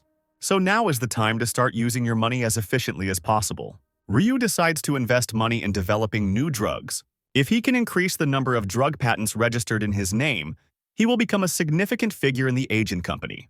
This is the most reliable way, but there are problems with physical strength. The guy currently has a low body impulse level, and to fix this, Rosaline recommends jogging for 3 hours. The reward for this effort will be a physical strength of 0.5. The guy jumps out of bed in surprise. He is terribly lazy to spend 3 hours running. But nevertheless, the young man will have to do this, because all the time he is only in the laboratory, which means that his body is most likely already almost wooden. It takes a little sweat, Ryu decides. Yawning loudly, he stretches and heads outside. It is now the height of the day. The streets are filled with a large number of city dwellers strolling. Breathing heavily, Ryu runs down one of the city streets. Beads of sweat are running down his face, and the guy himself can't even out his ragged breathing. The artificial cell notices this and helps the guy by optimizing his breathing process. Rosaline had done something similar when he ran from the lab to the seminar room. Thanks to her, the guy's life became much easier. Pleased with Rosaline's help, Ryu decides to speed up and run even harder. Sparing no more effort, he rushes forward. The sun beat down mercilessly like a hot frying pan, turning running into a painful ordeal. Every breath burned the lungs with dry, hot air, and sweat, like a sticky film, covered the body, preventing movement. The guy stopped to catch his breath and suddenly noticed a girl he already knew nearby. This is the pharmacist from the drugstore where he recently embarrassed himself so much. The girl in ordinary clothes looks completely different, so Ryu didn't recognize her right away. Having made up his mind, he nevertheless approaches her. "Hello," Ryu says, moving closer to the girl petting her dog. She looks up and looks at the stranger with bewilderment. But a second later, recognition flashes in her eyes, and she remembers that in front of her is the same guy who bought probiotics. Finally, they get to know each other normally, laughing and telling each other their names. Ji-hyun praises Ryu for working out so hard, and the boy becomes embarrassed. At this time, the girl's dog looks at the new person with interest. Ryu leans towards him, wanting to take a closer look. He doesn't know much about breeds, but it looks like he's looking at a golden retriever. The girl confirms his riddle and says that the dog's name is Brownie. This dog has a wonderful character. The girl constantly walks him, and therefore he behaves very quietly at home. Ryu asks, a little surprised if everything is okay, because he noticed traces of vomit on the dog's fur. Jin Hyun excitedly says that Brownie suddenly started vomiting and feeling weak, so they went outside to find the nearest veterinary clinic. While Ryu examines the dog, Rosaline begins the synchronization process. "Want to know more about parvovirus?" asks the artificial cell, demanding 0.04 physical force per second in return. Ryu recalls hearing about the virus when he was a student giving lectures on virology. The guy is trying hard to remember at least something, but to his regret, nothing comes of it. So first he decides to activate the synchronization mode. With Rosaline's help, he carefully examines Brownie, noticing any oddities. With horror, he realizes that this is not ordinary vomiting at all. "It's too dangerous to leave Brownie here like this. We need to rescue the dog immediately." In front of the astonished girl's eyes, Ryu picks up the dog in his arms. He surprises and frightens Jin-hyun even more when he insistently asks her to open the pharmacy right now. Together they run as fast as they can towards the pharmacy building. With Rosaline's help, the boys saw that the spherical material was already near the icosahedron, and the odoltodol receptors were rapidly rising to the surface. This reduces the number of white blood cells, causing vomiting and dehydration. There are only about 6 hours left to save Brownie. When they get to the drugstore, the guy puts the dog down on the floor and a worried Ji-hyun sits down next to him. Ryu tries to calm the girl down while looking at the medicines available in the pharmacy. He picks up each of the jars or tubes that he thinks might be suitable. And finally, his search is crowned with success. Clutching one of the packages tightly in his hand, the guy reads the ingredients. This is exactly what he was looking for: hydrocortisone acetate. This substance, equivalent to hormones secreted by the adrenal glands, is a powerful anti-inflammatory agent. Although no one in the world knows about this fact yet, this medicine is effective in suppressing parvovirus. Ryu asks to hold the dog and opens the tube of medicine. He quickly approaches the dog and opens its mouth with one hand. The exhausted dog does not resist at all when Ryu squeezes the medicine onto his tongue. Ji-hyun notices that it is an ointment meant for external use and is horrified. Ryu confirms that this is indeed the case. The pharmacist decides that he is crazy because he knew about this perfectly well and still gave the medicine to the dog. She rushes to the pharmacy shelves in a panic, trying to find something. Finally, having found the right jar, the girl grabs it and returns to the dog. At this time, Ryu carefully observes the dog's reaction to the drug. The dog looks happy and full of strength and energy. The guy smiles happily when he realizes that he did everything right and now Brownie will live. At this time, Ji-hyun runs towards them, clutching a glass with some liquid in his hand. Ryu realizes that it is hydrogen peroxide to make the dog vomit. He tries to stop the girl from giving the liquid to the dog, but she continues to argue. So Ryu interrupts her indignation and asks her to look closely at the dog. The still agitated girl does not immediately understand what he is talking about. But he still looks at Brownie and sees that the dog is absolutely healthy. "But how?" Ji-hyun cries out in shock. The guy replies that this is only a temporary measure, since Brownie most likely has parvovirus infection and needs to be taken to the vet immediately. The girl can't understand how he found out about this virus and why he gave the dog this particular ointment. Ryu can't tell her the truth. So he says that he recently noticed data about diseases that animals are susceptible to among the inside information. The dog's safety is of the utmost importance now, so they must go to the veterinary hospital immediately, and the young man suggests continuing this conversation later. The situation was very dangerous, so he had to act so quickly. The girl sheepishly apologizes for her excessive emotionality and screaming, but Ryu replies that everything is fine. He asks the girl to go to the veterinary clinic anyway, and he himself is going to go home since he only went out for a run. The guy is already turning to leave when Ji-hyun calls out to him. "Wait!" the girl screams. Ryu turns around, confused. A little embarrassed, Ji-hyun comes closer to him. The girl holds her bright red phone in her hand and hesitates before saying anything. Blushing, Ji-hyun thanks Ryu for saving his dog and asks for his number. The girl intends to treat him to dinner as a thank you, and Ryu opens his mouth in surprise from shock. Having resolved all the issues with Ji-hyun, he thoughtfully heads back home. It turns out that Rosaline can even heal animals. It dawns on Ryu that they need to try to develop a new medicine for animals. Thanks to Brownie and Ji-hyun, he came up with such a great idea. Unlike developing drugs for humans, clinical trials are not required when developing drugs for animals. Perhaps in the future, he will be able to develop medicines for animals because the interest in pets among people is growing more and more. The cost of the drugs he develops in the future will rise, which means he will be able to receive credit he could never have dreamed of. Having reached home, the guy immediately calls his attorney. He apologizes for being so late, but he has a very important question.